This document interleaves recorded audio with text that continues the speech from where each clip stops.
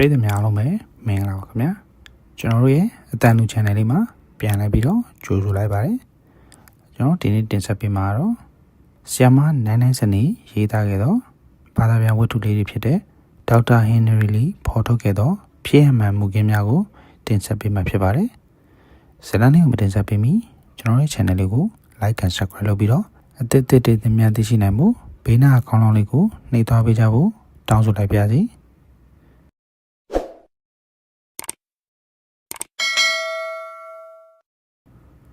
ကဲဒါဆိုရင်တော့ဇာတ်လမ်းလေးကိုစတင်ပြီးတော့ဖတ်လိုက်ကြရအောင်ဒေါက်တာလီဖော်ထုတ်ခဲ့သောဖြစ်ရမှန်မှုခင်းများအခန်း1ပျောက်ဆုံးသွားသောကောင်မလေးတရုတ်ပြည်မှာမွေးပြီးတော့ထိုင်ဝမ်မှာကြီးပြင်းခဲ့တဲ့ဒေါက်တာဟင်နရီလီကထိုင်ဝမ်မှာနေတော့ကရဲအရာရှိလုပ်ခဲ့ပူပါတယ်အဲဒီနောက်အမေရိကန်နိုင်ငံမှာပညာဆက်တင်မှုရောက်ရှိလာခဲ့ပြီးတော့ New Haven တက္ကသိုလ်မှာပြည်မှုဆိုင်ရာသိပ္ပံပညာဝန်ထမ်းအဖြစ်တာဝန်ထမ်းဆောင်ခဲ့တယ်။လွန်ခဲ့တဲ့လအနေငယ်ခန့်က Connecticut ပြည်နယ်မှာရဲဌာနရာဇဝတ်မှုကျူးလွန်သူဖော်ထုတ်ရေးဓာတ်ခွဲခန်းညွှန်ကြားရေးမှုအဖြစ်တာဝန်ယူခဲ့ပါတယ်။အဲဒီနေ့မှာဒေါက်တာလီကတရလူပြသက်သေတွေအတွက်ဂျူရီလူကြီးအဖွဲ့ဝင်တွေကိုဒီအမှုမှာအရေးပါတဲ့သက်သေတွေကိုတင်ပြမှာဖြစ်ပါတယ်။ဒါဟာ Connecticut ပြည်နယ်ရဲ့ပထမဦးဆုံးသိပ္ပံပညာရပ်နဲ့စုံစမ်းဖော်ထုတ်တဲ့အမှုကြီးတစ်ခုလည်းဖြစ်ပါတယ်။1989ခုနှစ်နွေရာသီမှာအမေရိကန်နိုင်ငံ Connecticut ပြည်နယ်ရှိ Torrington လို့ခေါ်တဲ့တက်ဆီတဲ့မြို့ငယ်လေးတစ်မြို့မှာတညလုံးနိုးကြားနေခဲ့ကြတယ်။မြို့နေပြည်သူတရလုံးကညအမှောင်မှာလှုပ်ရှားနေခဲ့ကြတယ်။သူတို့ကလက်နှိပ်တံမီးတွေနဲ့ဂျိုအန်နာလို့ခေါ်တဲ့ချစ်စရာ12နှစ်အရွယ်အလယ်တန်းကျောင်းသူလေးတစ်ယောက်ကိုရှာနေခဲ့ကြတယ်။ဂျိုအန်နာကနွေရာသီရေကူးတင်တန်းမှာပါဝင်ခဲ့သူပါ။ဒီတင်တန်းမှာလည်းပါဝင်ခဲ့တဲ့အခြားကျောင်းသားတွေလိုပဲသူမဟာ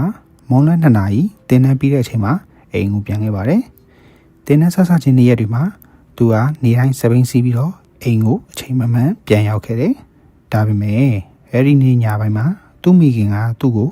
ညနေ3နာရီထိစောင့်ခဲ့ပါတယ်။ဒါပေမဲ့အိမ်ကိုသူမပြန်မရောက်လာခဲ့ပါဘူး။ဂျိုအန်နာကတင်တန်းပြီးချင်းသူ့တငယ်ချင်းအိမ်ခေတ္တခဏဝင်လက်တက်နေပုံရတယ်လို့သူ့မိခင်ဖြစ်သူကခံမှန်းပါတယ်။ဒါကြောင့်သူ့အိမ်ပြန်မရောက်သေးတာကိုစိတ်ထဲမထည့်ထားခဲ့ဘူး။4နာရီမတိုင်ခင်တော့ပြန်ရောက်လိမ့်မယ်လို့ဒါမှမဟုတ်အိမ်ကိုသူဖုန်းဆက်လိမ့်မယ်လို့ပဲထင်ခဲ့ပါတယ်။ဒါပေမဲ့ညနေ4နာရီကျော်တဲ့အထိလည်းဂျိုအန်နာရဲ့အရေးအယောင်ကိုမတွေ့ခဲ့ပါဘူး။အိမ်ကိုလည်းသူကဖုန်းဆက်မလာပါဘူး။အဲဒီမှာမိခင်ဖြစ်သူကစိတ်ပူလာပြီးတော့ဂျိုအန်နာရဲ့တငယ်ချင်းအိမ်ကိုဖုန်းဆက်မိပါတော့တယ်။သူတငယ်ချင်းတွေကတင်တန်းပြီးပေမဲ့သူတို့အိမ်ကိုဂျိုအန်နာမလာခဲ့ကြောင်းပြောပြပါတယ်။ဂျိုအန်နာနဲ့တူအိမ်ပြန်တက်တဲ့အတန်းဘော်ကလည်းမွန်းလွဲ2နာရီတင်တန်းပြီးတော့ဂျိုအန်နာတယောက်တည်းစပိန်စီးပြီးတော့ပြန်သွားတယ်လို့ပြောလာပါတယ်။တင်တန်းဦးစီးသူတွေကိုဂျိုအန်နာရဲ့မိဘတွေကရှာပြီးတော့မေးတော့သူတို့အားလုံးကလည်းတင်တန်းပြီးတော့ဂျိုအန်နာတယောက်တည်းစပိန်စီးပြီးတော့ပြန်သွားပြီလို့ပြောလာကြပါတယ်။ဂျိုအန်နာတို့မိသားစုဆက်ဆံရေးကလည်းအရန်သင့်မြတ်ပါတယ်။မိဘတွေနဲ့လည်းအရန်ရင်းနေပါတယ်။မိဘစကားကိုလည်းသူကနားထောင်ပါတယ်။ဆွေမျိုးနဲ့သူ့တငယ်ချင်းတွေရဲ့အမြင်မှာလည်းဂျိုအန်နာကလိမ္မာရေးချရှိတဲ့ကလေးမလေးပါ။သူ့ဆီယာမကလည်းအတန်းသူအတန်းသားတွေနဲ့သူနဲ့တင်းတင်းမြတ်မြတ်ရှိပါတယ်။လူချင်းလူခင်လည်းပေါ်များပါတယ်။သူကစန့်ကျင်ပုံကတတ်တဲ့ကလေးလည်းမဟုတ်ဘူးလို့ဆိုပါတယ်။နွေရာသီတင်တန်းတက်ရလို့သူရမ်းပျော်နေကြောင်းအတန်းသားတွေကပြောပါတယ်။သူကနေအိမ်ကနေကိုယ်သဘောနဲ့ကိုထွက်သွားတာမဖြစ်နိုင်ဘူးလို့ဆိုကြပါတယ်။တိုရင်တိုမျိုးသားတွေကများသောအားဖြင့်လူလက်တန်းစားလူပြူမိသားစုတွေဖြစ်ကြပါတယ်။ကလေးပြောင်းမှုကတခါမှမဖြစ်ခဲ့ဘူးပါဘူး။အခုဂျိုအန်နာအိမ်ပြန်မရောက်ဘူးဆိုတဲ့သတင်းကိုကြတော့ရဲတွေကလူ200ကျော်လောက်ပါတယ်ရှာဖွေရေးအဖွဲ့ကိုဖွဲ့ပြီးတော့တင်တန်းသွားရင်းနဲ့ဂျိုအန်နာဖြတ်သွားတဲ့တောအုပ်လမ်းတွေနဲ့အနီးတစ်ဝိုက်ကိုစပြီးတော့ရှာကြပါတော့တယ်။ဂျိုအန်နာဆိုတဲ့ခေါ်တန်ကလှိုင်းထားလို့နေပါတယ်။တောင်နိုင်ငံကနေဂျိုအန်နာဆိုတဲ့ပဲတင်တဲ့အတန်းကိုပဲပြန်ကြားနေရပါတယ်။မိုးလင်းတဲ့အထိတိုင်းရှာဖွေရေးအဖွဲ့ကဘာမှကိုရှာမတွေ့ခဲ့ပါဘူး။ဂျိုအန်နာရဲ့အရေးအယောင်ကိုဘယ်သူမှမတွေ့သေးပါဘူး။ရဲဘက်ကလည်းဘာသေးလွန်စားမှလက်ခံမရသေးပါဘူး။ရဲဌာနကဒါဟာအခြေအနေဆိုးလာပြီဆိုတာကိုသိလိုက်ကြပါတယ်။နောက်တနေ့မှာတော့လူရင်းအားပုံမတောင်းတင်းတဲ့ရှာဖွေရေးအဖွဲ့နဲ့စာတင်ပြီးတော့လှုပ်ရှားကြပါတော့တယ်။ဂျိုအန်နာရဲ့မိဘတွေကလည်းဂျိုအန်နာရဲ့တပ်ပုံကို print ထုတ်ပြီးတော့အမြန်ကိုဖြန့်ဝေကြပါတယ်။မြို့ရဲ့နေရာအနှံ့အရက်4မျက်နှာသို့ဖြန့်ဝေကြတယ်။လူတွေတွေ့တာနဲ့ဒီကလေးမလေးကိုတွေးမိကြသေးလားလို့မေးပါတယ်။ ခါတိုင်းဂျိုဟန်နာကအိမ်ပတ်ဝန်းကျင်မှာကလေးတွေနဲ့တူကြောင်းရံပုံငွေအဖြစ်တရင်တဆင်ချိုးချင်းလိုက်အောင်တတ်ပါတယ်မိသားစုတော်တော်များများကဂျိုဟန်နာပေါ်အမြင်ကောင်းကြပါတယ်ဒါကြောင့်ရှာဖွေရေးအဖွဲ့ထဲမှာစိတ်ပါလက်ပါနဲ့ပါဝင်လာကြတဲ့သူတွေများခဲ့ပါတယ်ဂျိုဟန်နာပြောက်ပြီးတော့ဒုတိယနေ့အထိအဖွဲ့၃ဖွဲ့ခွဲပြီးတော့ရှာကြတဲ့အဖွဲ့တွေမှာတစ်ဖွဲ့မှဘာတဲလွန်စားမှမရခဲ့ကြပါဘူးတောင်ဆောင်အောင်နဲ့နေဝင်ကနီးချိန်တွေမှာတောင်ကုန်းပေါ်ရှာကြတဲ့အဖွဲ့တွေကအဖွဲ့ဝင်တဦးကတင်တန်းနဲ့မနေမွေတောအုပ်နဲ့တနေရာကမြေချင်းတစ်ခုထဲမှာအဖြူရောင်အရာတစ်ခုတစုံတစထွက်နေတာကိုတွေ့လိုက်မိပါတော့တယ်အဲ့ဒီမြေချင်းစီကိုအားလုံးကအပြေးလွှားကြည့်ပြီးတော့အားကစားဖက်နဲ့အဖြူတရံဖြစ်နေတာကိုတွေ့လိုက်ကြပါတယ်မြေချင်းအဖြစ်ဖုံးနေတဲ့တိရွက်တွေကိုဖယ်ရှားကြည့်လိုက်ကြတော့ကောင်မလေးရဲ့အလောင်းတစ်လောင်းကိုတွေ့လိုက်ပါတယ်အလောင်းကမီးရှို့ကန်ထားရလို့ရုပ်ပြက်ဆင်းပြက်လည်းဖြစ်နေပါတယ်မျက်နှာကိုကွယ်ကွယ်ပြပြမမြင်ရတော့ပါဘူးရှာဖွေရေးအဖွဲ့ကဂျိုဟန်နာရဲ့မိဘတွေကိုအမြန်ခေါ်ပြတယ်အလောင်းကရုပ်ပြက်ဆင်းပြက်မီးရှို့ခံထားရပေမဲ့အလောင်းရဲ့အချိုးစားအဝတ်စားတွေကိုကြည့်ပြီးတော့ဒါဟာသူတို့ရဲ့ချစ်စရာကောင်းတဲ့သမီးလေးဂျိုဟန်နာဖြစ်နိုင်တယ်ဆိုတာကိုသူတို့သိလိုက်ပါတယ်မြင်ရစရာမရှိအောင်ကိုမီးရှို့ခံထားရတဲ့သူတို့ရဲ့သမီးလေးကိုမြင်ပြီးတော့ဂျိုဟန်နာရဲ့မိခင်ကရုတ်တရက်မူးမေ့သွားခဲ့ပါတယ်အဲ့ဒီမျိုးကရဲဌာနကလည်းတခြားမျိုးကရဲဌာနလိုပါပဲအမှုသေးတွေဒါမှမဟုတ်မတော်တဆမှုတွေကိုသာအဓိကဖြေရှင်းမှုကြတာပါလူတွေမှုတွေဖြစ်ရင်တော့ပြည်နယ်ရဲဌာနကတာဝန်ယူပြီးတော့ဖြေရှင်းပါတယ်ပြည်နယ်ရဲဌာနကရဲတွေကလည်းတိုရွန်တိုမြို့မှာလူတွေမှုဖြစ်တယ်လို့ကြားရောကျွန်တော်တို့ရာဇဝတ်မှုကျူးလွန်သူဖော်ထုတ်ရေးတက်ခွဲခန်းကဝန်ထမ်းတွေကိုချက်ချင်းဖုံးဆက်ပြီးတော့အခင်းဖြစ်ပွားတဲ့နေရာမှာလာရောက်ကူညီဆောင်ရွက်ပေးဖို့အကြောင်းကြားပါတော့တယ်အဲ့ဒီချိန်တုန်းကကျွန်တော်ဟာတက်ခွဲခန်းညွှန်ကြားရေးမှုဖြစ်တာဝန်ထမ်းဆောင်ကစားရှိပါသေးတယ်တွားရလာရအဆင်ပြေအောင်ဆိုပြီးတော့အနီးနားက Orange လို့ခေါ်တဲ့မြို့မှာရေကူးကန်ပါတဲ့အိမ်တစ်လုံးကိုဝယ်လိုက်ပါတယ်ကျွန်တော်ရဲ့ကလေးနှစ်ယောက်လှုပ်ရှားဆော့ကစားလို့ရတဲ့နေရာရှိအောင်ပေါ့ရေကူးကန်ပါတဲ့အိမ်မျိုးကိုကျွန်တော်တခါမှမနေခဲ့ဘူးပါဘူးဒါကြောင့်ပဲရေကူးကန်တန်ရှင်းလုပ်ဖို့ကိုလည်းမိတ်ဆွေတချို့ကိုမေးရပါတယ်အလုပ်အားလက်ချိန်စနေနဲ့တနင်္ဂနွေနေ့တွေမှာကျွန်တော်ကရေကူးကန်တန်ရှင်းရေးလုပ်နေခဲ့တယ်တော်တော်လေးအင်အားစိုက်ထုတ်ပြီးတော့လုပ်လိုက်ရပါတယ်ရှင်းလင်းပြီးလို့ရေထည့်လိုက်တော့ရေကန်တစ်ခုလုံးကအောက်ကိုတွင်းဖောက်မြင်ရတဲ့အထိကြီးလင်းပြီးတော့ပြားလဲနေပါတော့တယ်ကိုလိုအားနဲ့ကိုသဘောကျသွားကြည့်ရင်လည်းကလတိုင်းတစ်လုံးကိုရေကူးကန်တစ်ဘေးကိုကျွန်တော်ယူလာခဲ့တယ်တမိသားစုလုံးတစ်ဖက်မှာရေကူးရင်လည်းတစ်ဖက်မှာအောင်ပွဲကျင်းပါမယ်ပေါ့တမိကြီးကတရုတ်ရေနွေးချမ်းတိုးတဲလာပါတယ်မိမကလည်းအထူးကောင်းမွန်တဲ့အချိုးပွဲကြီးတစ်ပွဲပြင်ဆင်နေပါတယ်ကလေးတွေရဲ့ပျော်ရွှင်ရေမောနေတဲ့မျက်နှာကိုမြင်တော့မင်းတို့သိက္ခာကောင်းတာပဲကွာမင်းတို့အမေနဲ့ငါတကားမှဒီလိုတက်တောင့်တက်တာရှိတဲ့အိမ်မျိုးနဲ့မနေခဲ့ဘူးကွာရေကူးရင်ပါတဲ့အိမ်ဆိုတာဝေးလာဝေးပေါ့ကွာလို့ကျွန်တော်ကပြောလိုက်တယ်သမီးက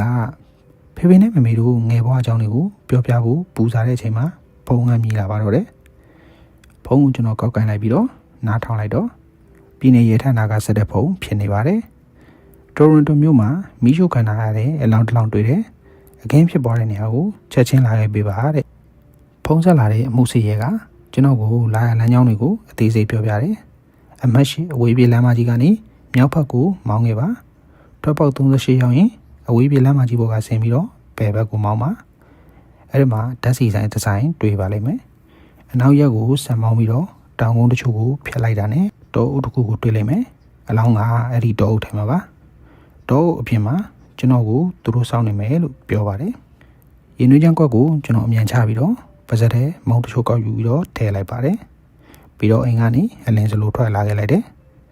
မိုးမချုပ်ခင်အခင်းဖြစ်ပွားတဲ့နေရာစီကိုအမြန်ဆုံးသွားခြင်းနဲ့မိနစ်40ကျော်လောက်ကားမောင်းပြီးတော့နောက်တောအုပ်ကြီးတစ်ခုကိုကျွန်တော်တွေ့လိုက်တယ်ဒါပေမဲ့အဲ့ဒီတောအုပ်ဘေးမှာစောင့်နေတဲ့ရဲကားကိုမတွေ့ခဲ့ဘူးအခင်းဖြစ်ရနေရာကိုထိမ့်သိမ့်နေရလို့လွတ်ပြီးတော့ကျွန်တော်ကိုလာမကြူတာလို့ခံမှန်းလိုက်ပြီးတော့တောအုပ်ထဲကိုဝင်ပြီးတော့သူတို့ကိုရှာဖို့ကားပေါ်ကနေကျွန်တော်ဆင်းလိုက်တယ်ကောင်းကင်ရဲ့အယောင်ကတဖြည်းဖြည်းနဲ့မိန်လာနေခဲ့ပြီထူထပ်တဲ့တောအုပ်ထဲဝင်တော့အလင်းရောင်ကပို့ပြီးတော့ဖြော်သွားပါတယ်ပတ်ဝန်းကျင်ကွင်းလုံးတိတ်ဆိတ်နေပါတယ်လူရဲလူရောင်တော့မတွေ့ရဘူးဟေးလူရှိလားကျွန်တော်အော်ခေါ်တယ်တောအုပ်ကအသေးကောင်းလိုပဲဘာတမ်းမှပြန်မတုံးပြန်ပါဘူးကျွန်တော်ဇက်တိုက်အော်ကြီးပဲမယ်ဘာတမ်းမှပြန်မကြဘူးကားရှိတဲ့နေရာကိုကျွန်တော်မြန်ပြန်လာတယ်ကားပေါ်ရောက်တော့ရဲတွေအသုံးပြုနေတဲ့ကျိုးမဲ့ရေဒီယိုကနေ007ကြားလား007မင်းပမာလဲဆိုပြီးတော့အော်ပြောနေတဲ့ကိုကြားရတယ် အဲ့ဒီအော်ပြောနေတဲ့နေကိုကျွန်တော်ကြည့်မဆိုင်ရဘူးကျွန်တော်ကိုဆက်သွယ်ခဲ့တဲ့ရဲဝန်ထမ်းကိုပဲဓာတ်ရိုက်ဆက်သွယ်ပြီးတော့ကျွန်တော်ကဒေါက်တာလီပါတိုရွန်တိုမြို့တောအုပ်ကမိရှုခံထားတဲ့အလောင်းတစ်လောင်းကိုစစ်ဆေးပေးဖို့ခင်ဗျားတို့အကြောင်းကြားခဲ့တယ်တောအုပ်ဘေးမှာစောင့်နေမယ်လို့လည်းဆိုတယ်အခုကျွန်တော်တောအုပ်နာရောက်နေပြီဒါပေမဲ့ခင်ဗျားတို့ကိုမတွေ့ဘူးအခင်းဖြစ်တဲ့နေရာကဘယ်နားမှာလဲ007ခင်ဗျားကိုကျွန်တော်တို့ဆက်သွယ်ရပြီခင်ဗျားတခုဖြစ်နေသလားဆိုပြီးတော့ကျွန်တော်တို့စိုးရိမ်နေကြတာဆိုပြီးတော့တစ်ဖက်ကဝမ်းသာအားနဲ့ပြောလာတယ်ဘာလဲဟာ007ဆိုတာကျွန်တော်ကိုခေါ်တာလားတကွဲကညွန်ကြားမှုအဖြစ်ကျွန်တော်စတင်ပြီးတော့တာဝန်ထမ်းဆောင်တော့ရဲဌာနကကျွန်တော်ကို2356ဆိုတဲ့ကိုယ်ပိုင်နံပါတ်တစ်ခုပေးခဲ့ပါတယ်အဲ့ဒီနံပါတ်ကိုကျွန်တော်မှတ်မှတ်ထားခဲ့ဘူးရဲဌာနကဆက်သွယ်ရေးပုဂ္ဂိုလ်တွေကစကားပြောမြန်တော့2356ကိုသူတို့ခေါ်တဲ့အချိန်တခြားဝန်ထမ်းကိုခေါ်တယ်လို့ကျွန်တော်အမြဲထင်ခဲ့လို့သူတို့ခေါ်ကိုပြီးမဆိုင်မိခဲ့ဘူးနောက်ပိုင်းသူတို့နဲ့တူအမှုကြီးတချို့ကိုကျွန်တော်စုံစမ်းနိုင်ခဲ့တော့ကျွန်တော်ကိုသူတို့ခေါ်မချအော်မချဖြစ်မှာဆိုလို့007လို့ခေါ်မယ်လို့စားနောက်ခဲ့ကြတယ်ကျွန်တော်တို့ကတောအုပ်ထဲမှာပါတောအုပ်ဘေးမှာခင်ဗျားကိုစောင့်နေဖို့လွတ်လိုက်တာပဲဘလို့လို့ကျွန်တော်တို့ရှာမတွေ့ရရလဲဆိုပြီးတော့တစ်ဖက်ကပြောပြန်တယ်ကျွန်တော်လည်းကတောအုပ်ထဲမှာပဲဗျဘယ်တောအုပ်မှာလဲထွက်ပေါက်38ဘယ်ဘက်မနီးမဝေးနာကတောအုပ်လို့ခင်ဗျားတို့ပြောတယ်လေဒုက္ခပါဗျာကျွန်တော်တို့အပြောမှားသွားတယ်38မဟုတ်ဘူးထွက်ပေါက်နံပါတ်39ပါခင်ဗျားအခုဘယ်မှမသွားနဲ့နော်ကျွန်တော်တို့အခုချက်ချင်းလွတ်ပြီးတော့အခင်းဖြစ်တဲ့နေရာစီကိုခင်ဗျားကိုပို့ပေးပါမယ်9မိနစ်ကြာမှာတော့အရေးပေါ်အချက်ပြမိတက်လက်လက်နဲ့ရဲကားတစ်စီးရောက်လာပြီးတော့ကျွန်တော်ကိုခေါ်သွားပါတယ်ရဲကားနဲ့တူထူတက်တဲ့တော့ကိုဖြတ်ပြီးတော့မူကင်းဖြစ်တဲ့နေရာစီကိုကျွန်တော်ရောက်သွားခဲ့တယ်မူကင်းဖြစ်တဲ့နေရာရောက်တော့မိုးချုံနေခဲ့ပါပြီဒါပေမဲ့သတင်းတော်တချို့နဲ့စိတ်ဝင်စားတဲ့ပြည်သူတချို့ကရက်ကြည့်နေပါသေးတယ်အမှုစစ်ရဲ2ယောက်နဲ့ရဲဌာနကရဲဝန်ထမ်းတချို့ကအရက်လေးမျက်နှာမှာတွားလာလို့ရနေကြတယ်ဒုက္ခပဲမူကင်းဖြစ်တဲ့နေရာမှာခြေရလက်ရတွေအပြက်ခံရပြန်ပြီထင်တယ်လို့ကျွန်တော်တွေးလိုက်တယ်အခြေခံအဖြစ်ပြောရရင်လူသက်မှုကိုစူးစမ်းရှာဖွေပေါ်ထုတ်တဲ့အလုပ်ကိုအမှုစစ်ရဲကတာဝန်ယူရတယ်တာမန်ရဲဝန်ထမ်းတွေကကင်းလဲတဲ့အလုပ်ကိုလုပ်တယ်ဝန်ထမ်းလုပ်တဲ့ကြာမှာပြစ်မှုတွေကိုကင်တွယ်ဖြေရှင်းနိုင်တဲ့အတွေ့အကြုံရှိမှသာအမှုစစ်ရဲအဖြစ်ယာရုတိုးတယ်အမှုစစ်ရဲကအမှုကိုဆဲဆဲပြီးနောက်အမှုကိုစုံစမ်းဖော်ထုတ်ဖို့တာဝန်ယူရတယ်တက်တည်နဲ့တက်တည်ကံပစ္စည်းတွေကိုတင်ဆက်ရတယ်နောက်ဆုံးတရားရုံးအထိကိုတက်တည်ထွက်ဆိုရတယ်မူကင်းစေပညာဝန်ထမ်းကအခင်းဖြစ်တဲ့နေရာမှာတက်တည်ကံပစ္စည်းတွေကိုရှာဖွေရတယ်ဓာတ်ခွဲစစ်ဆေးပြီးတော့မြေသူမြေဝါဖြစ်ကြောင်းကိုရွေးထုတ်ရတယ်တဲလွန်စာအသစ်ပေးရတယ်စုံစမ်းစစ်ဆေးဖို့လမ်းညွှန်ရတယ်သင်္ကာရဏရှိသူတွေကိုအတည်ပြုပြီးတော့သူကျူးလွန်တဲ့ပြစ်မှုကိုတက်တည်ပြရတယ်အမှုတစ်ခုအောင်မြင်မြင်ဖော်ထုတ်နိုင်ဖို့အမှုစစ်ရဲနဲ့မူကင်းစေပညာဝန်ထမ်းတို့ကနီးနီးကပ်ကပ်အတူလက်တွဲလှုပ်ဆောင်ဖို့လိုအပ်ပါတယ်အဲ့ဒီမှုကိုတာဝန်ယူတဲ့အမှုစစ်လူပြရဲ2ယောက်ကိုကျွန်တော်သွားနှုတ်ဆက်တဲ့အခါသူတို့2ဦးတည်းကကော်ဖီခွက်ကင်ထားတဲ့ white လို့ခေါ်တဲ့အမှုစစ်ရဲတယောက်ကဟိတ်ကြီးဟန်ကြီးနဲ့ရှေ့တက်လာပြီးတော့လူတွေကိုလိုက်တက်နေတယ်လူသက်သမားတက်တာဖြစ်နိုင်တယ်ဘယ်သူလုပ်တယ်ဆိုတာကိုကျွန်တော်တို့သိထားပြီအထက်ကခမ ्या ကိုခေါ်ပြီးတော့လာကြည့်ကိုင်းုံလေးပါပဲလို့ပြောလာတယ်ကျွန်တော်ကရေးပြီးတော့စိတ်မပူပါနဲ့ဗျာထပ်ပြောကြတာပေါ့လို့ပြောလိုက်တယ်အလောင်းရဲ့ဘေးမှာကျွန်တော်သတိထားပြီးတော့ကတ်သွားတယ်မြေပြင်ပေါ်မှာမတူတဲ့ခြေရာတွေအများကြီးရှိနေတယ်အလောင်းရဲ့ဥကောင်းနဲ့အဝတ်စားတွေကိုထိတွေ့ကင်တွေ့ထားပြီးကြပြီကျွန်တော်စိတ်တူမိတယ်ဘာဖြစ်လို့အခင်းပြတဲ့နေရာတွေကိုတားဆီးထိန်းသိမ်းတာတွေမလုပ်တာလဲလို့နေကန်ရဲကိုမေးလိုက်တယ်လူသက်မှုဖြစ်ပွားတဲ့နေရာကိုတခါမှမဖြေရှင်းခဲ့ဘူးတဲ့ရဲ2ယောက်ကဟိုလိုလိုဒီလိုလိုနဲ့ဘာမှပြန်မပြောနိုင်ခဲ့ဘူးမူကင်းဖြစ်တဲ့နေရာကိုတားဆီးထိန်းသိမ်းတာအမှုထုကိုစုံစမ်းဖော်ထုတ်နိုင်ဖို့အရေးကြီးဆုံးချက်ဖြစ်တယ်ခြေရလက်ရမပြတ်ထိန်းသိမ်းနိုင်တဲ့အခင်းဖြစ်တဲ့နေရာမှာပြစ်မှုကျူးလွန်သူရဲ့လက်ဝဲရာတွေခြေရာတွေအမွှေးမြင်တွေကိုမူကင်းစစ်ဝန်ထမ်းတွေကရနိုင်မှာဖြစ်တယ်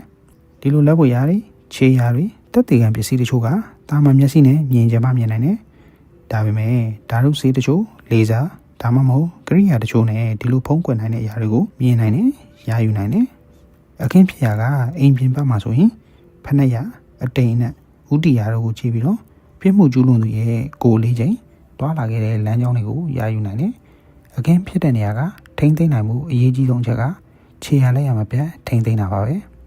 မူကင်းဖြစ်တဲ့နေရာကိုအရင်ဆုံးရောက်တဲ့ရဲဝန်ထမ်းကအဲ့ဒီနေရာကိုဘယ်သူမှဝင်လို့မရအောင်တက်တီကံပစ္စည်းတွေကိုဖျက်ဆီးမိတာမျိုးတွေမဖြစ်အောင်စီးတာထားရတယ်အမှုစစ်ရဲဒါမှမဟုတ်မူကင်းစိတ်ဝန်ထမ်းတွေကလည်းအခင်းဖြစ်တဲ့နေရာတွေကိုမဝင်ခင်မူကင်းအခြေအနေကိုအကြံပြနားလဲထားရတယ်ဒါမှစီးစနစ်ကျန်းတဲ့တက်တီကံပစ္စည်းတွေကိုတင်ဆက်နိုင်မှာဖြစ်တယ် တာမန်အဖြစ်ပြောရရင်တဘာဝနေအောင်ကအခင်းဖြစ်တဲ့နေရာကိုစစ်ဆေးဖို့အတွက်အကောင်းဆုံးအလင်းအောင်ဖြစ်တယ်မူခင်းစေပညာဝန်ထမ်းတွေကအချိန်နဲ့အမြဲအပြိုင်ပြေးနေရတယ်အိမ်ပြင်ပမူခင်းဖြစ်ရာနေရာတွေကိုညအချိန်မှာစစ်ဆေးလို့ရမရအချိန်တွေပေါ်မူတည်ပါတယ်အချိန်ပြောင်းလဲကလည်းတက်တည်ကံပစ္စည်းတော်တော်များများကိုပျောက်ကဲသွားစေနိုင်ပါတယ်ဥပမာနှင်းရီလိုမျိုးဟာပေါ့အပင်ရဲ့ကြီးထွားမှုတရိတ်ဆန်တို့ရဲ့တွာလာလှုပ်ရှားမှုတွေကဒါတွေကတက်တည်ကံပစ္စည်းဒါမှမဟုတ်ခြေရလက်ရတွေကိုဖျက်ဆီးပြနိုင်တယ်ဒါရကနေနဲ့ပြောရရင်မြက်ခင်းပြင်ပေါ်မှာကတ်နေတဲ့သွေးဆွက်တွေဟာအမြန်ရောင်ပြောင်းသွားတတ်ပြီးတော့ရှာဖွေမရဖြစ်တတ်တယ်မိုးတစ်ပြိုင်လောက်ရွာလိုက်ရင်လည်းသွေးဆက်တွေကိုဆေးကြောပြနိုင်ပါတယ်တခြားတက်တည်ကံပစ္စည်းတွေဖြစ်တဲ့စပင်တုပ်ပိုးကွက်ကျင်ငယ်ကွက်မစင်နှက်ချီအရေပြားတချို့နဲ့အုံနောက်တို့တွေဖြစ်ပါတယ်6သွေးလို့ဒါမှမဟုတ်ရေစီးရေလာတို့ကြောင့်လည်းပြတ်သွားတတ်ပါတယ်ပိုးမွှားတွေကျင်လက်ကျဆတတ်တဲ့ရာသီအချိန်ကဆိုရင်လည်းဒီလိုတက်တည်ကံပစ္စည်းတွေကိုပိုးမွှားတွေကစားပစ်လိုက်တာမျိုးတွေလည်းရှိနေပါတယ်မူခင်းဖြစ်တဲ့နေရာကိုတေချာမတိုင်းသိမ့်တဲ့အပြင်တင်းငယ်တဲ့တက်တည်ကံပစ္စည်းတွေကရှာရဖွေရမလွယ်ကူနိုင်တာမို့ညာရင်းချင်းစစ်ဆေးဖို့လိုပါတယ်ညာရင်းချင်းစစ်ဆေးဖို့ကျွန်တော်အမြန်ဆုံးလှုပ်ရှားဖို့ဆုံးဖြတ်လိုက်တယ်မြက်တွေကြားကအလောင်းကိုစစ်ဆေးဖို့ကျွန်တော်ထိုင်ချလိုက်ချိန်မှာအလောင်းကလောင်ကျွမ်းနေပြီဆိုပေမဲ့ခြေရောလက်ပါကျိုးနဲ့တုံ့နှောင်ခံထားရတဲ့အရာကထင်းနေတာကိုသတိထားမိလိုက်တယ်ခန္ဓာကိုယ်ပေါ်ကရေကူးဝတ်ဆောင်ဟာအချုပ်ခံထားရပြီးတော့မျက်နှာကိုအုပ်ထားပါတယ်ရင်ဘတ်ပိုင်းပလာချင်းနေတယ်ရေကူးဝတ်ဆောင်နဲ့မျက်နှာကမီးလောင်ခံထားရလို့ဖြစ်စီနေပါပြီကိုယ်ခန္ဓာအောက်ပိုင်းနဲ့လက်နှစ်ဖက်ကလည်းလောင်ကျွမ်းခံထားရပါတယ်လူခန္ဓာကိုယ်ကသူ့လိုလောင်ကျွမ်းတာမျိုးတော့မဟုတ်ပါဘူးပြမှုကျူးလွန်သူကိုစုံစမ်းဖော်ထုတ်ရေးပညာနဲ့ထုံနှံစင်လာတွေရာလောင်ကျွမ်းမှုရာလောင်စာအောက်ဆီဂျင်အပူစွမ်းရည်တို့လိုအပ်ပါတယ်1980ပြည့်နှစ်ကလိုအပ်ချက်၄ရဲ့ theory မှာလောင်ကျွမ်းမှုလောင်စာအောက်ဆီဂျင်အပူစွမ်းရည်နဲ့မော်လီကျူးတို့ချိတ်ဆက်ပုံတွေကိုလိုအပ်တယ်လို့ဆိုပါတယ်ဒါပေမဲ့ကျွန်တော်ကတော့မီးလောင်ခံရတဲ့အလောင်းကိုစစ်ဆေးရမှာတော့လိုအပ်ချက်5ရဲ့ theory ကိုအသုံးပြုပါတယ်လိုအပ်ချက်4ရဲ့ထဲမှာပါဝင်တဲ့အချက်4ရဲ့အပြင်လောင်ကျွမ်းရတဲ့အခြေအနေတွေမှာလောင်ကျွမ်းဖို့အကူပေးတဲ့ပစ္စည်းလည်းပါဝင်ပါတယ်အခြေခံအပြင်အမှုခင်းဖြစ်တဲ့နေရာမှာအောက်ဆီဂျင်အပူစွမ်းရည်နဲ့မော်လီကျူးတို့ကိုချိတ်ဆက်တုံ့ပြန်မှုတွေကမမြင်နိုင်တဲ့တွဲမဲ့တွေဖြစ်တယ်အဲလိုဆိုရင်ဖြစ်ပွားတဲ့နေရာမှာမြင်နိုင်တဲ့အရာနှစ်ခုကိုစစ်ဆေးရပါတယ်တစ်ခုကလောင်စာနဲ့နောက်တစ်ခုကလောင်ကျွမ်းဖို့အကူပေးတဲ့ပစ္စည်းဖြစ်ပါတယ်အလောင်းအောက်ကမြေကြီးတချို့နဲ့အကျွင်းကြံတချို့ကိုကျွန်တော်ကောက်သိမ်းလိုက်ပါတယ်စစ်ဆေးမှုအရာအကူအညီပေးတဲ့လောင်စာကခဲမပါတဲ့ဓာတ်ဆီဆိုတာကိုသိလိုက်ပါတယ်နေအိမ်ထဲမှာမီးလောင်ခံရရင်ဝါယာကြိုးရှော့ဖြစ်လို့မီးဖို့အပူလွန်ခဲ့လို့စတဲ့အကြောင်းအရာအခု20ကျော်ရှိနိုင်ပေမဲ့အိမ်ပြင်ပလို့တောအုပ်ထဲမှာမီးလောင်ခံရတာလောင်ကျွမ်းမှုအကူပေးတဲ့ပစ္စည်း90%လောက်ကဓာမီကျစ်ဒါမှမဟုတ်မီးချစ်ဆန်ပဲဖြစ်မယ်ဆိုတာသိကြနေပါတယ်ရဲဝန်ထမ်းနဲ့ရဲအကူဝန်ထမ်းတွေကလူစုခွဲပြီးတော့တောအုပ်ထဲမှာရှာဖွေကြတယ်ကျွန်တော်နဲ့အမှုစစ်ရဲနှစ်ယောက်ကအလောင်းရဲ့နှစ်ဘေးမှာတက်တည်ကံပစ္စည်းတွေကိုတင်ဆက်နေကြတယ်တခြားအမှုစစ်ရဲတွေကဘေးမှာနေပြီးတော့ခါကုန်းလိုက်လက်ထဲမှာအလင်းအားကြီးတဲ့ဓာမီကြီးကိုကန်ပြီးတော့တဆင်ချင်းထိုင်ဆင်းနေတယ်ကျွန်တော်တို့ကိုရက်ကြည့်နေကြတယ်လောင်ကျွမ်းခံထားရတဲ့မြက်ခင်းမြင်ကိုကျွန်တော်စစ်ဆေးချိန်မှာမြက်ပင်တွေကြားထဲကနေတော်ဝက်တစ်ပြက်လောင်ခံထားရတဲ့မီးချစ်ဆန်တစ်ခုကိုတွေ့လိုက်ပါတယ်ဇာကနာကိုအသုံးပြုပြီးတော့မီးချစ်ဆန်ကိုကျွန်တော်ဂရုတစိုက်ညှက်ပြီးတော့ဓာတ်ခွဲစစ်ဆေးဖို့တက်တည်ကံပစ္စည်းလေးတွေတိမ့်တဲ့ဘူးတွေကိုထည့်လိုက်ပါတယ်မီးချစ်ဆန်ကိုသုံးရင်မီးချစ်ဆန်ဘူးရှိရမယ်လို့ကျွန်တော်တွေးလိုက်တယ်ဒါကြောင့်အမှုစစ်ရဲတွေကိုမီးချစ်ဆန်ဘူးလို့မတင်ကားတဲ့တက်တည်ကံပစ္စည်းတွေကိုအရက်လေးမျက်နှာမှာရှာကြည့်ကြဖို့ကျွန်တော်ပြောလိုက်တယ်တကယ်ပါပဲအလောင်းနဲ့15မီတာအကွာမှာဂတ်ထုပြားကောက်မီးချစ်ဆန်ဘူးတစ်ခုကိုတွေးလိုက်ပါတယ်ဒါပေမဲ့မီးချစ်ဆန်ဘူးကအလောင်းခံထားပြီမို့ဘူးပေါ်ကစလုံးတွေကိုတာမန်မျက်စိနဲ့မမြင်နိုင်တော့ပါဘူးခန္ဓာကိုယ်ကိုဝစ်ချပြီးတော့အလောင်းခံထားတဲ့မြက်ခင်းမြင်တဲ့ကိုကျွန်တော်နှမ်းကြည့်လိုက်တယ်ပြီးတော့အလောင်းခံထားတဲ့ပြားကိုအကင်းဖြစ်တဲ့နေရာစမ်းတက်တဲ့ဆက်နဲ့စမ်းကြည့်လိုက်တော့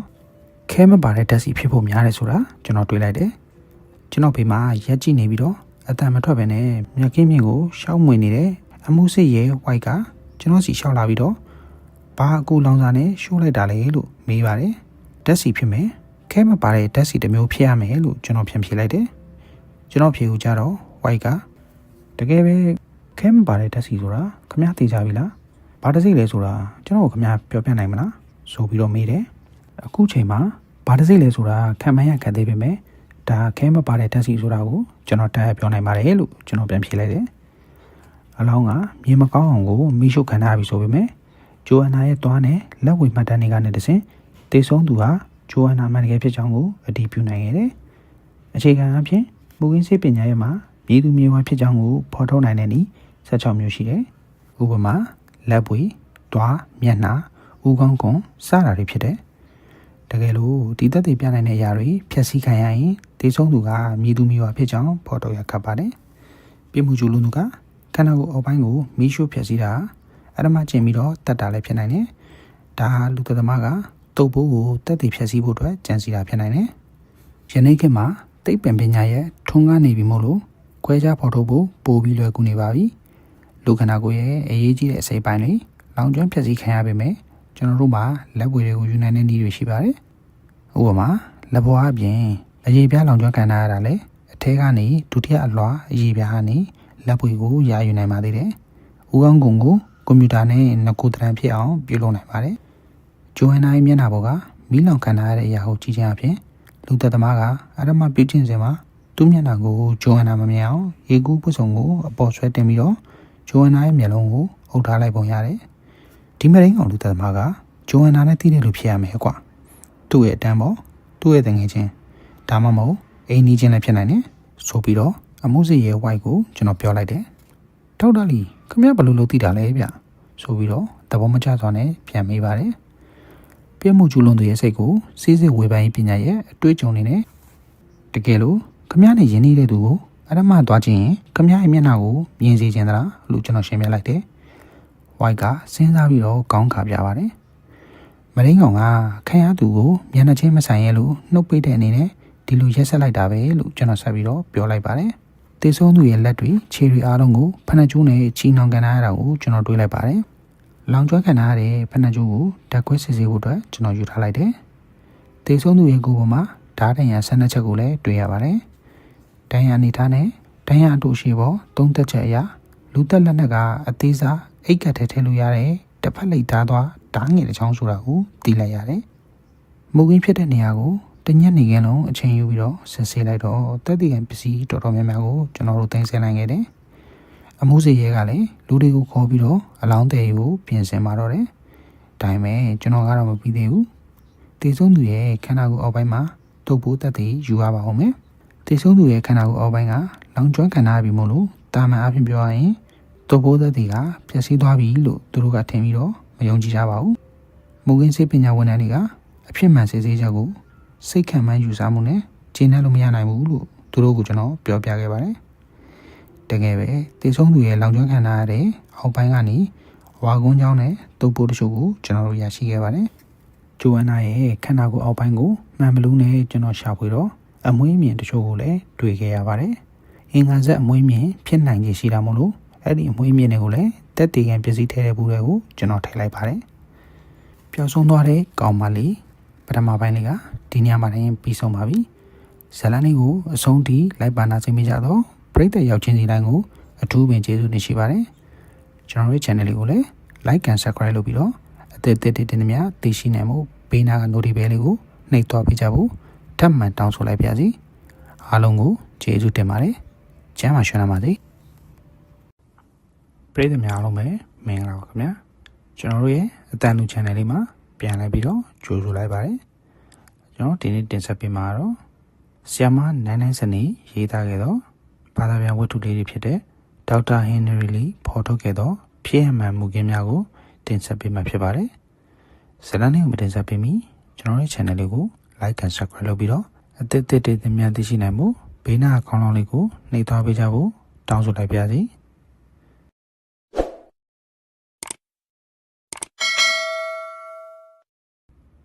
ကဲဒါဆိုရင်တော့ဇလန်လေးကိုဆက်လက်ပြီးတော့ဖတ်လိုက်ကြရအောင်ဒေါက်တာလီဖော်ထုတ်ခဲ့သောဖြစ်ရမှန်မူခင်းများအခန်း1ဒုတိယပိုင်းတခွဲခန်းကိုပြန်ရောက်တာနဲ့ပစ္စည်းကိရိယာမဆုံးလင်းပေမဲ့အနုကြီးမှန်တဲ့တခြားဓာတုပစ္စည်းတွေကိုအသုံးပြုပြီးတော့ကျွန်တော်စတင်စစ်ဆေးလိုက်ပါတယ်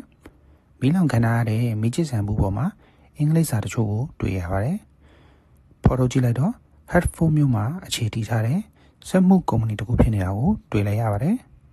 ်အမှုစီရဲကိုအဲ့ဒီကုမ္ပဏီကိုစစ်ဆေးကြည့်ဖို့ကျွန်တော်ချက်ချင်းဖုန်းဆက်လိုက်တယ် အမွှေးမြင်တွေကိုစိတ်ဖြာလေးလာကြည့်လိုက်တော့အဲ့ဒီအမွှေးမြင်တွေကလူပြူယောက်ျားတစ်ယောက်ရဲ့အင်္ဂါဆက်မွှေးမြင်ဖြစ်နေတာကိုကျွန်တော်သိလိုက်ရတယ်။ဒီဆုံးသူကိုအာရမပြုခြင်းချိန်မှာပုတ်တိုက်ချွတ်ကြံခဲ့တာဖြစ်နိုင်ပါတယ်။ဒီဆုံးသူကိုချီနှောင်ထားတဲ့ဖက်နှက်ကြိုးကလည်းလက်ရှိဖက်နှက်ရဲ့ကြိုးဆိုတာကိုသိလိုက်ရတယ်။လက်ရှိဖက်နှက်တွေမှာစံနှုန်းချင်းမတူတဲ့ကြိုးအရှိတွေရှိပါတယ်။ဥပမာ25လက်မဒါမှမဟုတ်32လက်မအရှိတွေပါ။ဒါပေမဲ့ဒီအမှုမှာတော့ဖက်နှက်ကြိုးက48လက်မခွဲရှိနေပါတယ်။အရင်ထူးဆန်းပါတယ်။တဲကန်ရဲ့အိမ်မှာဖက်နှက်ကြိုးတစ်စီးရှိလိမ့်မယ်လို့ကျွန်တော်တွေးလိုက်တယ်။အဲဒီဖက်နှက်ကြိုးတွေကိုကိုယ်တိုင်လိုသလောက်ညှက်ယူအသုံးပြုပြီးတော့သုံးနေရပါတယ်။နောက်ပြီးတော့ဖက်နှက်ကြိုးပေါ်မှာအနီရောင်တုပ်ဆေးရှိတာကိုကျွန်တော်တွေးလိုက်တယ်။ဒီလိုတုပ်ဆေးကနေအိမ်တွေမှာအသုံးပြုတဲ့တက်လွှာတုပ်အိမ်တုပ်ဆေးပါ။တုပ်ဆေးကိုတက်ခွဲကြည့်လိုက်တော့ဒီဆေးကလက်ဆက်နေပါသေးတယ်။တရားခံကဒီမှုကိုမကျူးလွန်ရင်ဆေးတုပ်ခဲ့ဘူးသူဖြစ်ရမယ်လို့ကျွန်တော်ခံမှန်းလိုက်တယ်။ဂျိုအန်နာရဲ့ခန္ဓာကိုယ်ကိုလောင်ကျွမ်းစေတဲ့အကူလောင်စားကလည်းခဲမပါတဲ့ဓာတ်ဆီဖြစ်တယ်လို့အမှုစေရဲနေကိုကျွန်တော်ပြောခဲ့တယ်။သူတို့ဟာဓာတ်ဆီရဲ့တစိမ့်ကိုသိနိုင်ဖို့မျှော်လင့်ကြတယ်။တစိမ့်သိရင်အဲ့ဒီတစိမ့်ရောင်းတဲ့ဓာတ်ဆိုင်စီကနေတဆင့်တဲလောင်စားထပ်ရှာဖို့ဖြစ်တယ်။ဒါကြောင့်လူအင်အားတချို့နဲ့အဲ့ဒီမျိုးကဓာတ်ဆီဆိုင်တွေမှာဓာတ်ဆီနမူနာတွေကိုလိုက်သိမ်းဆဲကြပြီးတော့ကျွန်တော်နှိုင်းယှဉ်ကြည့်နိုင်မှုဓာတ်ခွဲခန်းစီကိုပို့ပေးကြပါတယ်။ဒါပေမဲ့ဓာတ်ဆီဆိုင်ကဓာတ်ဆီတွေရဲ့ပင်ရင်းနေရာတွေမတူကြသလိုဓာတ်ဆီတန့်စင်နည်းများကလည်းဓာတ်ဆီတစ်စိမ့်သိနိုင်မှုနှိုင်းယှဉ်လို့မရနိုင်ခဲ့ပါဘူး။ကျွန်တော်ရဲ့ဖြေရှင်းချက်ကိုသူတို့နားတဲ့သဘောမပေါက်ကြတော့ခမားထပ်ပို့တော်တဲ့သိပ္ပံပညာရှင်ကိုကျွန်တော်တို့ရှာနိုင်မယ်လို့ယုံကြည်ပါတယ်။အဲဒီပညာရှင်ကဓာတ်ဆီရဲ့ပင်ရင်းကိုနှိုင်းယှဉ်ဖော်ထုတ်နိုင်လိမ့်မယ်လို့လည်းကျွန်တော်ထင်ပါတယ်။ဆိုပြီးတော့နောက်ွယ်မှာပြောနေကြတယ်။သိပ္ပံပညာရက်ကဘာမဆိုလုံးနိုင်တာတော့မဟုတ်ပါဘူး။သူတို့ကတကွဲကညွှန်ကြားမှုအရှိတိုင်းသားမျက်နှာပေါက်တူဖြစ်နေတာမို့လို့ကျွန်တော်ကိုလက်ခံယုံကြည်မှုမရှိတာပါ။ FBI ရဲ့တကွဲခန့်အကူနဲ့သူတို့တကွဲစမ်းသပ်ခဲ့ကြတယ်။ရဲတရဘက်တော်ကြာမှအဖြေရတော့အဲ့ဒီအကူလောင်စာကဓာတ်ဆီနဲ့ဆင်တူတယ်ဆိုတာကလွဲပြီးတော့ဘာတစိမ့်ဘာဓာတ်ဆီမှန်ကိုသူတို့မခံမနိုင်ကြဘူး။အဲ့ဒီအမေရိကန်အမှုစီရဲနေရောက်ကဒါနဲ့ဒီမကျင်တဲ့သေးပဲနဲ့ဗဟိုလက်နက်ဆေးလိပ်ထိန်းချုပ်ရေးဌာနဓာတ်ခွဲခန်းမှာဓာတ်ခွဲစမ်းသပ်ပြန်တယ်။လေးဘက်ကြာမှာထွက်လာတဲ့အဖြေကလည်းအကူလောင်စာကဓာတ်ဆီဖြစ်နိုင်တယ်ဆိုတာပဲဖြစ်ပါတယ်။ဒါနဲ့လည်းသူတို့ကမကျင်နေကြသေးဘူး။နောက်ဆုံးအမေရိကန်ပင်လယ်ကမ်းခြေထိန်းသိမ်းရေးဌာနကဓာတ်ခွဲခန်းမှာထပ်ပြီးတော့စမ်းသပ်ခဲ့ပြန်တယ်။ပင်လယ်ကမ်းခြေထိန်းသိမ်းရေးဌာနကလည်းပင်လယ်ပြင်စီယိုစိမ့်မှုနဲ့ပြဿနာတချို့ကိုဖြေရှင်းပေးတဲ့ဌာနဖြစ်နေတာကြောင့်အဲ့ဒီတုန်းကအမေရိကန်တိုင်းလုံးမှာအကြီးဆုံးဓာတ်ဆီဓာတ်ခွဲစမ်းသပ်မှုကြီးကသူတို့စီမှာသာရှိပါတယ်။အဲ့ဒီဓာတ်ခွဲဌာနရဲ့ဓာတ်ခွဲပညာရှင်9ဦးဟာအချိန်3ပတ်ကြာအောင်အသုံးပြုဓာတ်ခွဲကြည့်ပြီးနောက်ရလာတဲ့အဖြေကအကူလောင်စာဟာဓာတ်ဆီဖြစ်နိုင်တယ်ဆိုတာပဲပြောလာပါတယ်။ကျွန်တော်ရဲ့ဓာတ်ခွဲခန်းကတော့အဲ့ဒီဓာတ်ခွဲခန်းတွေထက်တောင်အသေးစိတ်သိတာပါသေးတယ်။ဒါခဲမပါတဲ့ဓာတ်ဆီလို့တောင်ကျွန်တော်ပြောခဲ့တယ်။အဲ့ဒီဓာတ်ခွဲဖြေတွေနဲ့ကျွန်တော်ဆဆချင်းခံမှန်းတဲ့ဖြေဟာတူညီမှုရှိတာကိုတွေ့ပြီးတဲ့နောက်မှာအဲ့ဒီအမေရိကန်အမှုစီရဲတို့ကအဝါရောင်သားရည်ရှိတဲ့ဒီအာရှသားတရုတ်လူမျိုးကိုစပြီးတော့စိန်ရောကိုဟာယုံကြည်လာကြပါတော့တယ်။သေဆုံးသူရဲ့အင်္ဂါဇက်ကနေရယူခဲ့တဲ့အရေးကနေတစဉ်တုပ်ပိုးကိုကျွန်တော်ရှာတွေ့ခဲ့တယ်။ဒါကွဲစမ်းသပ်ပြီးတဲ့နောက်တဲခန်းရဲ့သွေးဟာဘီသွေးဆိုတာကိုလည်းသိလိုက်ရတယ်။အဲ့ဒီချိန်တုန်းကသွေးအင်ဇိုမ်ခွဲခြမ်းစိတ်ဖြာနီးကမှုခင်းဆေးပညာလောကတွေကိုဝင်ရောက်နေခဲ့ပြီဖြစ်တယ်။အဲ့ဒီနီးကသွေးတွေကမျိုးရိုးဗီဇကိုတဆင့်တိုးပြီးတော့ခွဲခြမ်းစိတ်ဖြာနိုင်မှတရားခံကိုတိကျစွာပန်းစီနိုင်ပါတယ်။အဲဒီချိန်တော့သွေးအင်ဇိုမ်ခွဲခြမ်းစိတ်ဖြာတဲ့စက်တွေပေါ်ပေါ်များများတော့မရှိသေးပါဘူး။မူရင်းစိတ်ပညာလောကကဒီခွဲခြမ်းစိတ်ဖြာတဲ့စက်ကိုတော့အင်္ဂလန်စကော့တလန်ရက်ကတီထွင်ခဲ့တာဖြစ်ပါတယ်။စကော့တလန်ရက်ဆိုတာလန်ဒန်ရဲဌာနချုပ်တည်ရှိတဲ့နေရာကိုခေါ်ရဲဝါရတာဖြစ်ပါတယ်။အဲဒီချိန်တော့စကော့တလန်ကဇီဝဓာတုဓာတ်ခွဲညွှန်ကြားမှုကကျွန်တော်မိတ်ဆွေဖြစ်ပါတယ်။သူကကျွန်တော်ကိုအဲ့ဒီဆက်တလုံးလက်ဆောင်ပေးခဲ့မှုပါတယ်။ဒါကြောင့်ဟိုးစောကြီးကလေးကကျွန်တော်တို့တက်ခွဲခန်းကကျွင်းကြံရတဲ့တုပ်ပိုးကနေတစဉ်အင်ဇိုမ်ခွဲဖြတ်နိုင်ခဲ့တယ်။အဲ့ဒီတရားခံတုပ်ပိုးရဲ့ PGN က 2-1 အမျိုးအစားဖြစ်နေတာကိုတွေ့လိုက်ရပါတယ်။လွန်ခဲ့တဲ့လအနေငယ်ကတိုရင်တိုမြို့နယ်မိုင်80ကျော်အကွာဝေးကမြို့လေးတစ်မြို့မှာမိမငယ်တချို့ကိုအာရမချင်းတပ်ဖြတ်ခံခဲ့ရတဲ့အမှုတွေဇက်တိုက်ဖြစ်ပေါ်ခဲ့တယ်။တရားခံကိုမဖမ်းမိနိုင်သေးပါဘူး။ဒါကြောင့်ဒီအမှုကလည်းအဲ့ဒီပြစ်မှုကျူးလွန်တဲ့တရားခံဖြစ်မယ်လို့လူတွေကတန်တရားရှိခဲ့ကြတယ်။အာရမချင်းလူသက်တရားခံဆိုတဲ့တိမ်မဲကြီးဟာတိုရင်တန်မြို့ကိုဖုံးအုပ်လွှမ်းခြုံထားလို့လူတွေစိတ်ချောက်ချခဲ့ကြတယ်။အုတ်ထင်းသူတွေတော်တော်များများက ကိုသားသမီးကိုနွေရာသီတင်တန်းတွေပေးမတက်ကြတော့ဘူးသူ့ပိုးအဖြေရပြီးနောက်မှာအမှုစီရဲ့ဝိုက်ကိုကျွန်တော်ချက်ချင်းကြောင်းကြလိုက်တယ်ဂျိုဟန်နာရဲ့အမှုကတတိတခြားဖြစ်တဲ့အမှုလို့လည်းကျွန်တော်ပြောလိုက်တယ်အခုအခင်းဖြစ်တဲ့နေရာမှာရရှိတဲ့တုပ်ပိုးနဲ့မရင်းချင်းတက်ဖြတ်ခံခဲ့ကြရတဲ့ကောင်မလေးတွေကိုဘောကရတဲ့တုပ်ပိုးကမတူပါဘူးဒါကြောင့်တရားခံကတယောက်တည်းမဖြစ်နိုင်ပါဘူးအစကတည်းကဒါဟာစက်တိုက်အရမချင်းလူတက်တဲ့တရားခံဖြစ်ဖို့များတယ်လို့ထင်ခဲ့တဲ့ဝိုက်ကဒီအဖြစ်ကိုယုံဖို့ခက်ခဲနေပါတယ်သူ့ကိုသိပ္ပံနည်းကြသွေးခွဲခြင်းစိတ်ဖြာနည်းမျိုးစုံကိုကျွန်တော်ရှင်းပြလိုက်တယ်ဒါအပြင်ကျွန်တော်ပိုင်းဖြတ်ခဲ့တဲ့အကူလောင်စာခဲမပါတဲ့တက်စီဖြစ်တယ်ဆိုတဲ့အဖြစ်ကိုတခြားတက်ခွဲခန်းတွေကလည်းလက်ခံသဘောတူခဲ့ကြတာကြောင့်ဝိုက်ကကျွန်တော်အပေါ်စားပြီးတော့ယုံကြည်လာပါတယ်ငကူကရန်တန်းယူဆချက်တွေကိုပယ်ဖြတ်ပြီးတော့သိပ္ပံနည်းကြတက်တည်တဲ့တဲလွန်စာတွေရယူဆုံးစမ်းမှုကိုလက်ခံလာခဲ့ပါတော့တယ်အမေရိကန်ပြည်ထောင်စုရဲ့အစောပိုင်းအမှုဆောင်ရေးတွေမှာတက်တည်အဖြစ်အဓိကယူထားတာကမျက်မြင်တက်တည်ရဲ့တွက်ဆိုမှုတွေနဲ့တရားခံတွေရဲ့ဖြောင်းချက်ပင်မှုတွေပဲဖြစ်ပါတယ်အမေရိကန်အစောပိုင်းကာလလူပေါင်းဖွဲ့စည်းကတိတ်မရှုပ်ထွေးခဲ့ပါဘူး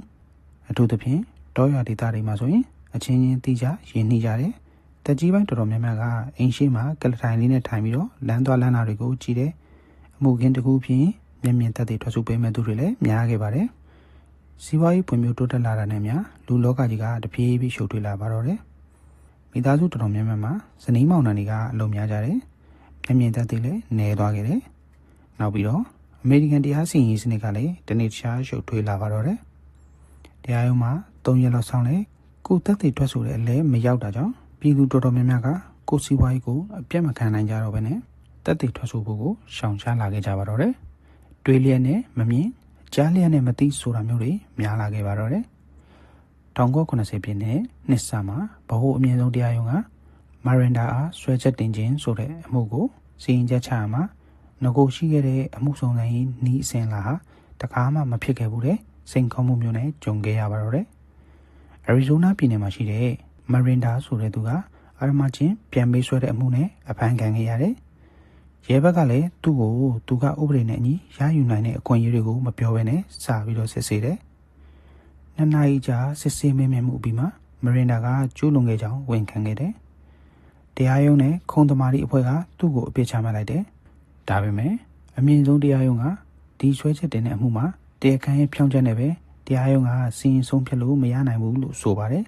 ။ရဲဘက်ကမရင်ဒါကိုသူ့မှာအခြေခံလူ့အခွင့်အရေးရှိကြောင်းမပြောပြခဲ့လို့ဖြစ်ပါတယ်။ဥပမာသူဟာရင်ကုန်နှုတ်ပိတ်နေခွင့်ရှိတယ်ရှေ့နေငါးခွင့်ရှိတယ်ရှေ့နေငါးဖို့မတက်နိုင်ရင်အစိုးရဘက်ကသူ့ကိုလိုအပ်တဲ့ဥပဒေဝန်ဆောင်မှုတွေပေးနိုင်တယ်ဒီမှုဖြစ်ပြီးတဲ့နောက်မှာတရားခံတော်တော်များများကဖွဲ့စည်းကုန်အခြေခံဥပဒေရဲ့ကာကွယ်မှုကိုသိရှိသွားကြပြီးတော့ရဲကိုဘာတဲလွန်စားမှမပေးချင်ကြတော့ဘူးတရားခံကရှေ့နေငါးခွင့်ရပြီးတဲ့နောက်အမှုစစ်ရဲတွေကတရားခံကိုကိုယ်တိုင်ပြောလို့တဲ့အကျိုးရှိတဲ့တဲလွန်စားရဖို့ပို့ပြီးတော့နေသွားပါတော့တယ်မျက်မြင်သက်သေထွက်ဆိုသူရော်နေလာတဲ့အပြင်ကိုယ်တိုင်ဖြောင်းချက်ပေးမှုစစ်ဆေးမေးမြန်းချက်နဲ့ကန့်သက်ခံရမှုတို့ကြောင့်ရှေးရုပ်အစဉ်ဆက်ကျင့်သုံးလာခဲ့တဲ့စုံစမ်းစစ်ဆေးရေးနည်းတွေကခေတ်ရဲ့လိုအပ်ချက်အနောက်ကိုအမိမလိုက်နိုင်တော့ပါဘူးဒီလိုအခြေအနေမျိုးတွေကြောင့်အမှုကြီးတော်တော်များများကိုမဖော်ထုတ်နိုင်ခဲ့ကြပါဘူးအဲလိုအမှုကြီးတွေကိုမဖော်ထုတ်နိုင်တာဟာပြည်သူတွေရဲ့စိတ်ကိုအရေးမဲ့လဲပို့ပြီးတော့လွှမ်းမိုးလာစေပါတယ်အဲဒီပြင်တစ်မျိုးလုံးရဲ့လုံခြုံရေးပုံရိပ်ကိုပါလှုပ်ခါစေပါတယ်ကျွန်တော်ကတော့လက်တွေ့ကျူးလွန်ပုံနဲ့တက်တည်ခံပစ္စည်းတချို့ကိုအမှုစစ်ရဲတွေစုံစမ်းစစ်ဆေးနိုင်အောင်တင်ပြခဲ့ပါတယ်။တရားခံဟာရေကူးဝစုံကိုအပေါ်ဆွဲတင်ပြီးတော့အသက်ခံရသူရဲ့မျက်နှာကိုဖုံးအုပ်ခဲ့တယ်။ဒါဘာလို့ပြလဲဆိုရင်တရားခံဟာဂျိုဟန်နာနဲ့တည်တယ်ဆိုတာကိုစုံဖြတ်ချက်ချနိုင်ပါတယ်။အလောင်းကိုဖျောက်ဖျက်ဖို့ဓာတ်ဆီအသုံးပြုပုံကိုကြည့်ခြင်းအပြင်တရားခံကတက်တည်ခံပစ္စည်းတွေကိုဘယ်လိုဖျက်ဆီးပြရမယ်ဆိုတာကိုကြိုသိနေပါတယ်။ဒါကြောင့်သူကဉာဏ်ရည်နေပါသူမဟုတ်ဘူးလို့ယူဆလို့ရတယ်။အင်္ဂါဆက်အမွေကိုခွဲခြင်းစိတ်ပြခြင်းအပြင်တရားခံကလူပြူယောက်ျားတစ်ယောက်ဖြစ်နိုင်တယ်ဆိုတာကိုသိရတယ်။ဖနက်ကျိုးကိုခွဲခြင်းစိတ်ပြခြင်းအပြင်တရားခံအိမ်မှာဖနက်ကျိုးတစ်စီးရှိလောက်တယ်လို့သိရနိုင်တယ်။ဒါအပြင်မကြခင်ကမှဈေးတုပ်တဲ့အလုပ်ကိုသူလုပ်ခဲ့တာဖြစ်တယ်။မိချင်းဆန်ဘူးကုန်းကိုစုံစမ်းစစ်ဆေးခြင်းအပြင်ဘူးဘော်ကကုမ္ပဏီကိုရှာတွေ့ခဲ့ပြီးတော့မိချင်းဆန်ဘူးပိုင်ရှင်ကိုရှာတွေ့နိုင်တယ်။အဓိကအရေးကြီးဆုံးကအခုချိန်မှာတရားခံအသုံးပြုတဲ့လက်နက်ကိုရှာမတွေ့သေးတာပဲဒါကြောင့်လူသက်လက်နက်ကိုပိုက်စိတ်တိုက်ရှာဖို့ကြည့်ဖို့ရဲတွေကိုကျွန်တော်အကြံပေးလိုက်တယ်ဇွဲလုံးလာရှိသူကိုလောကကြီးကမျက်ကွယ်မပြူပါဘူ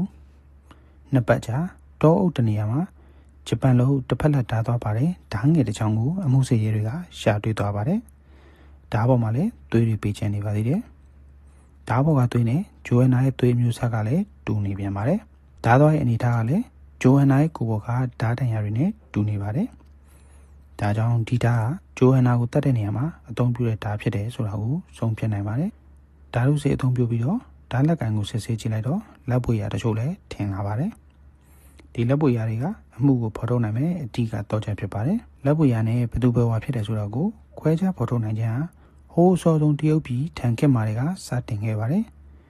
အဲဒီတော့ကအရေးကြီးတဲ့ဖိုင်တွေစာချုပ်တွေကိုလက်ပွေရာနဲ့လက်မှတ်ရေးထိုးတာမျိုးတွေဒါမှမဟုတ်အမှတ်အသားပြုလုပ်တာမျိုးတွေရှိခဲ့ပါတယ်နောက်တော့မူကင်းစစ်ဆေးရေးလောကမှာလူတိုင်းရဲ့လက်ပွေတွေကမတူကြဘူးဆိုတာကိုအတည်ပြုပြဋ္ဌာန်းခဲ့ပါတယ်လောကမှာလက်ပွေရာလက်ပွားရာနဲ့ခြေပွေရာတွေကတူညီတဲ့လူ2ယောက်မရှိပါဘူး19ရာစုနောက်ပိုင်းမှာလက်ပွေရာကိုမူကင်းစစ်ဆေးရေးမှုမှာစတင်အသုံးဆွဲလာခဲ့ကြတယ်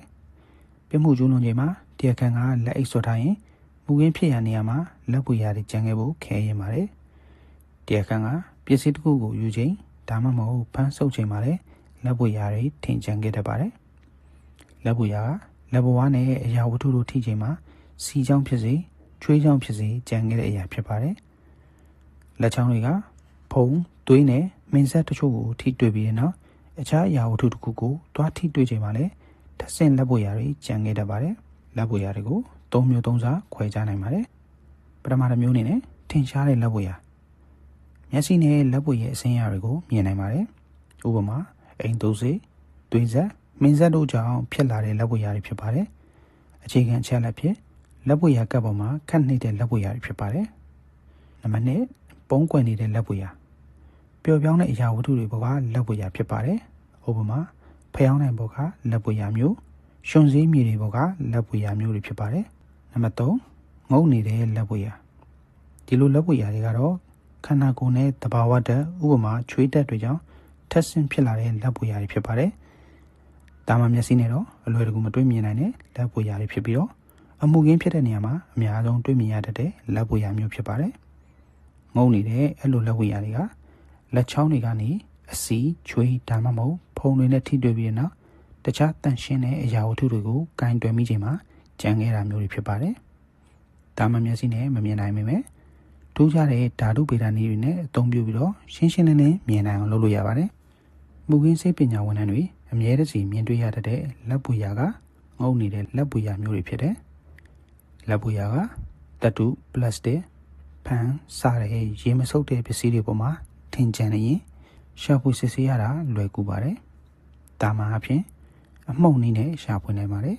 အယောင်ပါတဲ့အမှုန့်ကိုအရာဝတ္ထုပေါ်ပတ်ဖြန့်ခြင်းအပြင်ပြီးပြည့်စုံတဲ့လက်ပွေတစ်ခုကိုရရှိနိုင်ပါတယ်တခြားနည်းတစ်ခုကတန်မှုန့်နည်းဖြစ်ပါတယ်သေးငယ်တဲ့တန်မှုန့်တွေကိုတန်မြင်ဘိန်းနဲ့အသုံးပြုပြီးတော့ရှာလို့ရပါတယ်တကယ်လို့လက်ဝေရာကစကူကတ်တရေတတာစတဲ့ရေစုပ်တဲ့ပစ္စည်းပေါ်မှာတင်ကျန်နေခဲ့ရင်ဓာတုဗေဒနည်းနဲ့တက်ခွဲကြီးမှပဲမြင်နိုင်ပါတော့တယ်ဒါမှအဖြစ်တော့ဓာတုဗေဒနည်းကအိုင်အိုဒင်းမှိုင်းတိုင်နီအိုင်အိုဒင်းကိုအပူပေးပြီးတော့အငွေပြန်စေတယ်အဲဒီအငွေကလက်ပွေရာတင်ကျန်ခဲ့တဲ့အရာဝတ္ထုနဲ့ထိတွေ့တဲ့အခါမျိုးဝါရောင်လက်ပွေရာအဖြစ်ပေါ်ထွက်လာပါတယ်လက်ပွေရာပေါ်လာခြင်းမှာချက်ချင်းဓာတ်ပုံရိုက်ဒါမှမဟုတ်ဓာတုဗေဒနည်းနဲ့ထိမ့်သိမ်းတာမျိုးပြုလုပ်ရပါတယ်နေဟိုက်ဒရင်းနီဓာတ်ဆန်းရည်ကိုစစ်ဆေးတဲ့အရာဝတ္ထုပေါ်ပတ်ဖြန်းတာဖြစ်ပါတယ်အဲဒီအရည်နဲ့လက်ပွေရာပေါ်ကဓာတ်တို့ထိတွေ့တဲ့အခါခရမ်းရောင်လက်ပွေရာအဖြစ်ပေါ်ထွက်လာပါတယ်ဆေဗာနိုက်ထရိတ်နီဆေဗာနိုက်ထရိတ်အရည်နဲ့ငုံနေတဲ့လက်ပွေရာတွေကဆိုဒီယမ်ကလိုရိုက်ကိုဓာတ်ပြုပြီးနောက်နေရောင်ခြည်အောက်မှာအမဲရောင်လက်ပွေရာအဖြစ်ပေါ်ထွက်လာပါတယ်ဓာတ်မီးချောင်းစမ်းသပ်နည်းဓာတ်မီးချောင်းဒါမှမဟုတ်အမိုးနီးယားဓာတ်ငွေ့နဲ့အိုဖတာလက်ထရိတ်ဓာတုကွန်ပေါင်းတို့ကလက်ပွေတင်ကျန်ခဲ့တဲ့အရာဝတ္ထုပေါ်ကနေပရိုတင်းဒါမှမဟုတ်အမိုင်နိုအက်ဆစ်နဲ့ချက်ချင်းတက်ပြုပြီးတော့လင်းလက်တဲ့လက်ပွေရာပေါ်ထွက်လာပါတယ်အဲဒီနည်းကိုအယောင်ပါတဲ့အရာဝတ္ထုတွေပေါ်မှာအသုံးပြုနိုင်ပါတယ်တက်သိခံပစ္စည်းရှာဖွေဖို့တခြားနည်းတွေကိုလည်းအသုံးပြုနိုင်ပါသေးတယ်ဥပမာ3စက္ကန့်ကော်ကန်ဒီကဆိုင်နိုအခရလိတ်အငွေ့ကရေနဲ့အမိုင်နိုအက်ဆစ်မော်လီကျူးကိုဓာတ်ပြုခြင်းအပြင်လက်ပွေရာကိုပေါ်ထွက်လာစေပါတယ်တကယ်လို့လူရည်ပြားပေါ်ကလက်ပွေရာကိုရယူနိုင်ဖို့အိုင်ယိုဒင်းမိုင်းတန်နီ silver plate transfer method ကိုလည်းအသုံးပြုနိုင်ပါတယ် အာယုံလေးနဲ့ထိတွေ့ထားတဲ့လက်ဝေးရဟာငွေပြားနဲ့ထပ်ထိတွေ့တဲ့အခါအမဲအောင်လက်ဝေးရအဖြစ်ပေါ်ထွက်လာပါတယ်ဒါမှမဟုတ်3စက္ကန့်ကော်ကနီနဲ့အသုံးပြုပြီးတော့လေဆာဒါမှမဟုတ် multi-band light source မီးအောင်စုံတွေစုထားတဲ့အရာအဲ့ဒါမျိုးတွေနဲ့လည်းထပ်ပြီးတော့စစ်ဆေးနိုင်ပါတယ်1982ခုနှစ်မှာဗဟိုစုံစမ်းစစ်ဆေးရေးလက်ပွေဌာနကကွန်ပျူတာနဲ့လက်ပွေရအထောက်အထားကိုစတင်အသုံးပြုပါတယ်1980ပြည့်နှစ်မှာလက်ပွေရဌာနကဗဟိုနဲ့ပြည်내အစိုးရဥပဒေဌာနမှလက်ပွေကတ်အားလုံးကိုကွန်ပျူတာထဲထည့်ပြီးတော့ကြီးမားတဲ့လက်ပွေရတိုးလောင်မှုတစ်ခုကိုတည်ထောင်ခဲ့ကြပါတယ်အပန်းခံခဲ့ရဘူးသူဒါမှမဟုတ်ထောင်ချနေသူတွေရဲ့လက်ပွေရတွေကိုဥပဒေဌာနကတင်ဆက်ထားရုံများမကပြည်သူတွေကအစိုးရဒါမှမဟုတ်ရဲဘက်လှုပ်ရှားသူတိုင်းဒါမှမဟုတ်နိုင်ငံသားလျှောက်သူတိုင်းလည်းလက်ပွေရနှိပ်ရပါတယ်1989ခုနှစ်ဇွန်လ9ရက်နေ့မှာတော့ဗဟိုစုံစမ်းစစ်ဆေးရေးဌာန FBI ကတနိုင်ငံလုံးမှာရှိတဲ့ဥပဒေဌာနအချင်းချင်းကိုကွန်ပျူတာမှတစ်ဆင့်လက်ပွေရနှိုင်းယှဉ်ကြည့်နိုင်တဲ့ဝန်ဆောင်မှုတွေပေးခဲ့ပါတယ်အဲလိုဝန်ဆောင်မှုပေးခြင်းအပြင်ရခင်ကတပတ်လောက်ကြာတဲ့အချိန်ဟာအခုဆိုတရက်တည်းနဲ့ပြီးသွားပါတယ်တနိုင်ငံလုံးကလည်းဥပဒေဌာနတော်တော်များများမှာအလိုလျောက်လက်ပွေရခွဲခြားနိုင်တဲ့စနစ်တွေမရှိသေးပါဘူးအမှုစစ်ရဲတွေကမိချစ်ဆန်ဘူးကနေစပြီးတော့လှုပ်ရှားပါတယ်မိချစ်ဆန်ဘူးထွက်ရ Headphone မျိုးကစက်မှုကုမ္ပဏီတခုကိုသူတို့တွားရောက်စုံစမ်းခဲ့တယ်မိချစ်ဘူးကကြော်ညာအတွက်လက်ဆောင်ပေးတာပါကုမ္ပဏီနဲ့စီးပွားရေးအဆက်အသွယ်ရှိတဲ့စောက်လို့ရေးသမားဒါမှမဟုတ်စောက်လို့ရေးပစ္စည်းရောင်းဝယ်တဲ့သူတွေကိုလက်ဆောင်ပေးတာဖြစ်ပါတယ်ဒရိုန်တန်မျိုးကဖောက်တဲ့ကုမ္ပဏီနှစ်ခုကိုပဲသူတို့ပေးခဲ့ဘူးတယ်လို့ပြောပါတယ်အမှုစစ်ရဲတွေကတိုရင်တိုမြို့ကိုပြန်လာပြီးတော့မိချစ်ဘူးလက်ဆောင်ရတဲ့ကုမ္ပဏီနှစ်ခုကိုစစ်ဆေးရမှာ New House လို့ခေါ်တဲ့မျိုးရိုးနာမည်ရှိတဲ့အိမ်ဟာဂျိုဟန်နာတို့နေတဲ့အိမ်နဲ့မနီးမဝေးမှာရှိနေတာကိုတွေ့လိုက်ရပါတယ်အဲ့ဒီအိမ်ကသားကြီးရောနာကဂျိုဟန်နာနဲ့ကြောင်းတူပါတယ်သူတို့နှစ်ယောက်ရင်းနှီးပုံလေးရပါတယ်တိတ်မကြပါဘူးအမှုစစ်ရဲတွေကကျွန်တော်အကြံပေးထားတဲ့အတိုင်းပရင်းတကားတွေလောလောလတ်လတ်ဆေးတုပ်ထားတဲ့အိမ်ရှိမရှိအိမ်ပေါက်ဆေးကိုလိုက်ကြည့်ပါတော့တယ်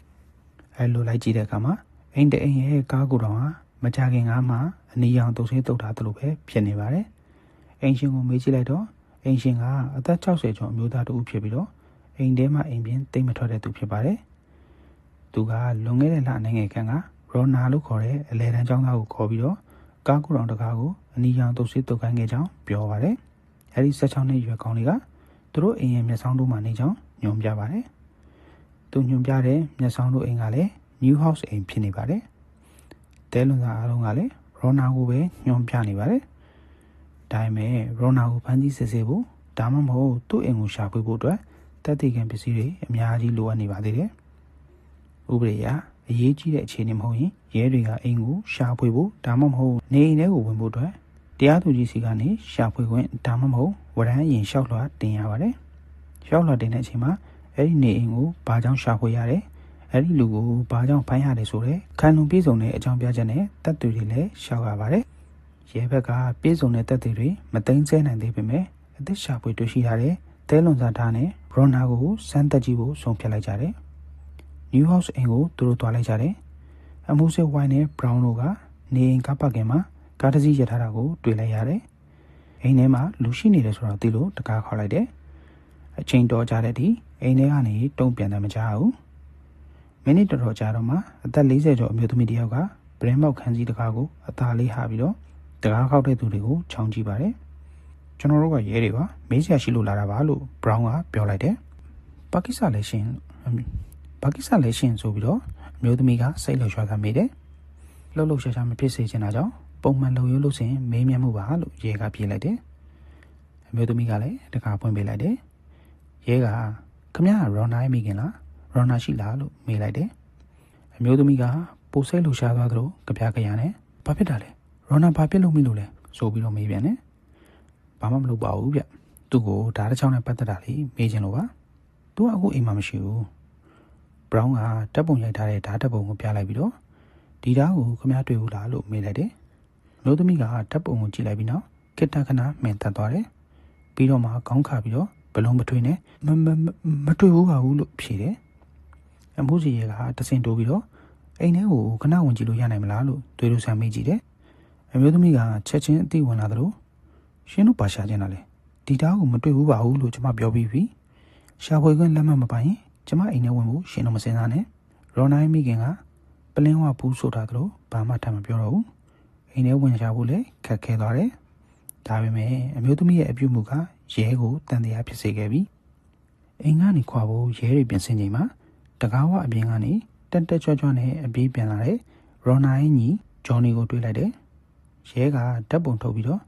အေးကောင်းလေးမင်းတီတာကိုတွေ့ဘူးလားကွာလို့မေးလိုက်တယ်ဂျော်နီကမျက်လုံးတစ်ချက်လက်သွားပြီးတော့ချက်ချင်းဆိုသလိုပဲဒါကျွန်တော်ကိုရထားမဟုတ်လားဗျခရစ်စမတ်လက်ဆောင်ဆိုပြီးတော့အဖေကသူ့ကိုဝယ်ပေးထားတာလေသူကအဲ့ဒီတားကိုအရန်တန်မိုးထားတာဗျတခြားသူကိုပေးဖို့မကင်ဘူးလို့ပြောတယ်အမိုးစေးဝိုက်ကတစ်ဆက်တည်းမှာပဲဒီတားအခုဘယ်မှာလဲဆိုတော့မင်းသိလားကွာလို့မေးလိုက်တယ်အရင်ရက်တုန်းကတော့ဘယ်နားမှမတော်တဆချကြံခဲ့မှမသိဘူးလို့သူပြောတယ်အဖေကသူ့ကိုလက်ဆောင်ပေးပြီးတဲ့နောက်သူကအဲ့ဒီတားကိုကိုနဲ့မခွာဘူးတင်ထားတာအဲ့ဒီတားကိုသူဖျောက်လိုက်တယ်လို့ပြောရင်ကျွန်တော်ယုံမှာမဟုတ်ဘူးဗျဂျော်နီစကားရှောက်မပြောနဲ့အိမ်ထဲမြန်ဝင်ခဲ့စမ်းရော်နိုင်မိခင်ကတကားဝမှာချက်ပြီးတော့အော်လိုက်လို့ဂျော်နီကလက်ပြပြီးတော့အိမ်ထဲဝင်သွားပါတယ်ရော်နာအိမ်အပြန်ကိုစောင့်ပြီးတော့တေချာမေးမယ်လို့ရဲတွေကဆုံးဖြတ်လိုက်တယ်သိမကြပါဘူးရော်နာအိမ်ပြန်လာပါတယ်အိမ်ပြန်မှာရဲတွေရောက်နေတာကိုတွေ့တော့သူထိတ်ထိတ်ဖြက်ဖြက်ဖြစ်သွားတယ်ဒါပေမဲ့သူကချက်ချင်းဟန်ပြင်လိုက်ပြီးတော့ရဲတွေရဲ့မေးမြန်းသမျှကိုဘုံမဖြတ်ပြန်ဖြေပါတယ်သူ့ရတာဘယ်ရောက်သွားတယ်လဲလို့ရဲတွေမေးလိုက်တဲ့အခါအိမ်မော်တက်မှာလို့သူကတစ်တင်ငုံငုံဖြေတယ်အိမ်မော်တက်သွားပြီးတော့ရှာကြည့်ပါလို့ရဲတွေကပြောတော့သူအိမ်ထဲဝင်သွားတယ်နိုင်ဝက်ကျော်ကြတော့မှအိမ်ရောက်ပြန်ဆင်းလာပြီးတော့ဓာတ်ကိုရှာမတွေ့ကြောင်းကြည့်ရတာမတော်တဆပျောက်ဆုံးသွားပြီဖြစ်ကြောင်းသူကပြောတယ်လူသက်လက်နက်ကရော်နာရဲ့ဓာတ်ဖြစ်နိုင်တယ်ဆိုပေမဲ့ဒီလူသက်မှုကရော်နာကျူးလွန်နေတာမဖြစ်နိုင်ပါဘူးသူဓာတ်ကိုတခြားသူကကောက်ရပြီးတော့လူသက်တာလည်းဖြစ်နိုင်တယ်ဒါကြောင့်ရော်နာတကယ်ပျောက်ဆုံးသွားတယ်ဆိုတာဟုတ်မဟုတ်ကိုရဲတွေကစမ်းသပ်ကြည့်ချင်ပါသေးတယ်ဒါကြောင့်အဲ့ဒီအကြောင်းကိုရော်နာကိုသေချာရှင်းပြဖို့ရဲစခန်းကိုခစ်တလိုက်ခဲ့ပေးနိုင်မလားလို့မေးတော့ရော်နာကဘာမှမဖြစ်တယ်လို့ပဲလိုက်ဆိုလဲလိုက်တာပေါ့လို့ပြောပါတယ်ရဲစခန်းရောက်တော့အမှုမဖြစ်ခင်နွေရာသီတင်တန်းကိုသူလည်းပါဝင်ခဲ့တယ်လို့ဝန်ခံပါတယ်ဒါပေမဲ့ဂျိုအန်နာနဲ့နှစ်ယောက်တည်းတွာလာဆက်ဆံမှုတော့မရှိဘူးလို့ပြောပါတယ်တင်တန်းပြီးတော့သူတယောက်တည်းတောင်ပေါ်တက်လမ်းရောက်ထွက်တယ်လို့ပြောပါတယ်ဒါပေမဲ့လမ်းမသွားလို့ညမအိမ်ပြန်ရောက်ချောင်းလည်းသူကပြောပါတယ်ရော်နာရဲ့အိမ်ကတောင်ကြီးမှာမို့လို့တောင်ပေါ်ကိုသူ့မကြခဏတွာလာတတ်မှာပါလမ်းမတွေဆိုတဲ့အပြောကသင်္ကန်းမကင်းဖြစ်တာမို့လို့သူ့ကို polygraph လိမ်ညာစမ်းသပ်ဆက်နဲ့လူရဲ့တွေးကုန်တော့နှလုံးကုန်လုံးကနေတဆင့်ဒီလူရဲ့ပြောစကားကအလိမ်ညာစကားလားဆိုတာကိုလဲဆက်လိုင်းအနေထားကနေတဆင့်စူးစမ်းစစ်ဆေးကြည့်တဲ့ကိရိယာနဲ့စမ်းသပ်ကြည့်ဖို့ကိုသဘောတူလားလို့မေးလိုက်တယ်လိမ်ညာစမ်းသပ်ဆက်ရဲ့ရလက်အဖြစ်ကတရားရုံးမှာထွက်ဆိုခြင်းတက်တည်ခံအဖြစ်တင်ပြဖို့မရနိုင်ပေမဲ့ရဲတွေကတော့တရားခံရဲ့စိတ်အခြေအနေကိုဒီစမ်းနဲ့စမ်းသက်အသုံးပြုနေစေဖြစ်ပါတယ်။ရော်နာကစမ်းသက်ကြည့်ဖို့သဘောတူတာမို့စမ်းသက်သူကကိရိယာတွေကိုပြင်ဆင်ပြီးတော့စမ်းသက်ဖို့စတင်ချိန်မှာပဲရော်နာရဲ့မိဘနဲ့ရှေ့နေတူကရဲစခန်းကိုအလင်းစလိုပဲရောက်လာပါတယ်။ရော်နာရဲ့လက်နဲ့ခေါင်းမှာလိန်ညာစမ်းသက်ဆက်နဲ့စမ်းသက်ဖို့ဝါယာကြိုးတွေတက်ဆင်ထားတာကိုမြင်တော့ရှေ့နေကရဲတွေကိုဝရမ်းထုတ်ပြဖို့နဲ့မထုတ်ပြနိုင်ရင်စမ်းသက်မှုလုပ်နေတာကိုချက်ချင်းရပ်ဖို့ပြောပါတယ်။ရော်နာကိုရဲတွေကရဲစခန်းကိုဆင့်ခေါ်ခဲ့တာပါတရားရုံးကနေဝရမ်းမတင်ခဲ့ရသေးပါဘူးဒါကြောင့်ရော်နာကိုအတင်းအဓမ္မဘာမှစစ်ဆေးခွင့်မရှိပါဘူးဒါနဲ့ရော်နာကိုအိမ်ပြန်လွှတ်လိုက်ရပါတယ်ရဲစခန်းကနေဟိတ်ကြီးဟန်ကြီးနဲ့ထွက်သွားတဲ့ရော်နာကိုရဲတွေကဒီတိုင်းပဲကြည်နေခဲ့ရပါတယ်အမေရိကန်အခြေခံဥပဒေကလူတွေကိုကိုရွေးကိုယ်တာကာကွယ်နည်းတွေအများအပြားပံ့ပိုးထားပါတယ်ဒါကမှုခင်းစစ်တဲ့နေရာမှာရဲဘက်ကိုအဆင်မပြေမှုတွေခက်ခဲမှုတွေများစွာပေးလာနိုင်ပေမဲ့ရဲတွေကိုအကူအညီမဲ့စီလက်လျှော့စီလိုတဲ့စိတ်တွေတော့မဖြစ်စေခဲ့ပါဘူးရော်နာရဲ့သွေးနဲ့လက်ပွေရာတွေကိုကျွန်တော်တို့ရနိုင်ခဲ့ရင်ဂျိုအန်နာရဲ့ကိုယ်ပေါ်ကတုပ်ပိုးကိုကျွန်တော်တို့အတည်ပြုနိုင်ပါပြီအမွှေးမြင်တဲ့ဓာတ်လက်ကင်ပေါ်ကလက်ပွေရာတို့တူညီခဲ့ရင်ရော်နာ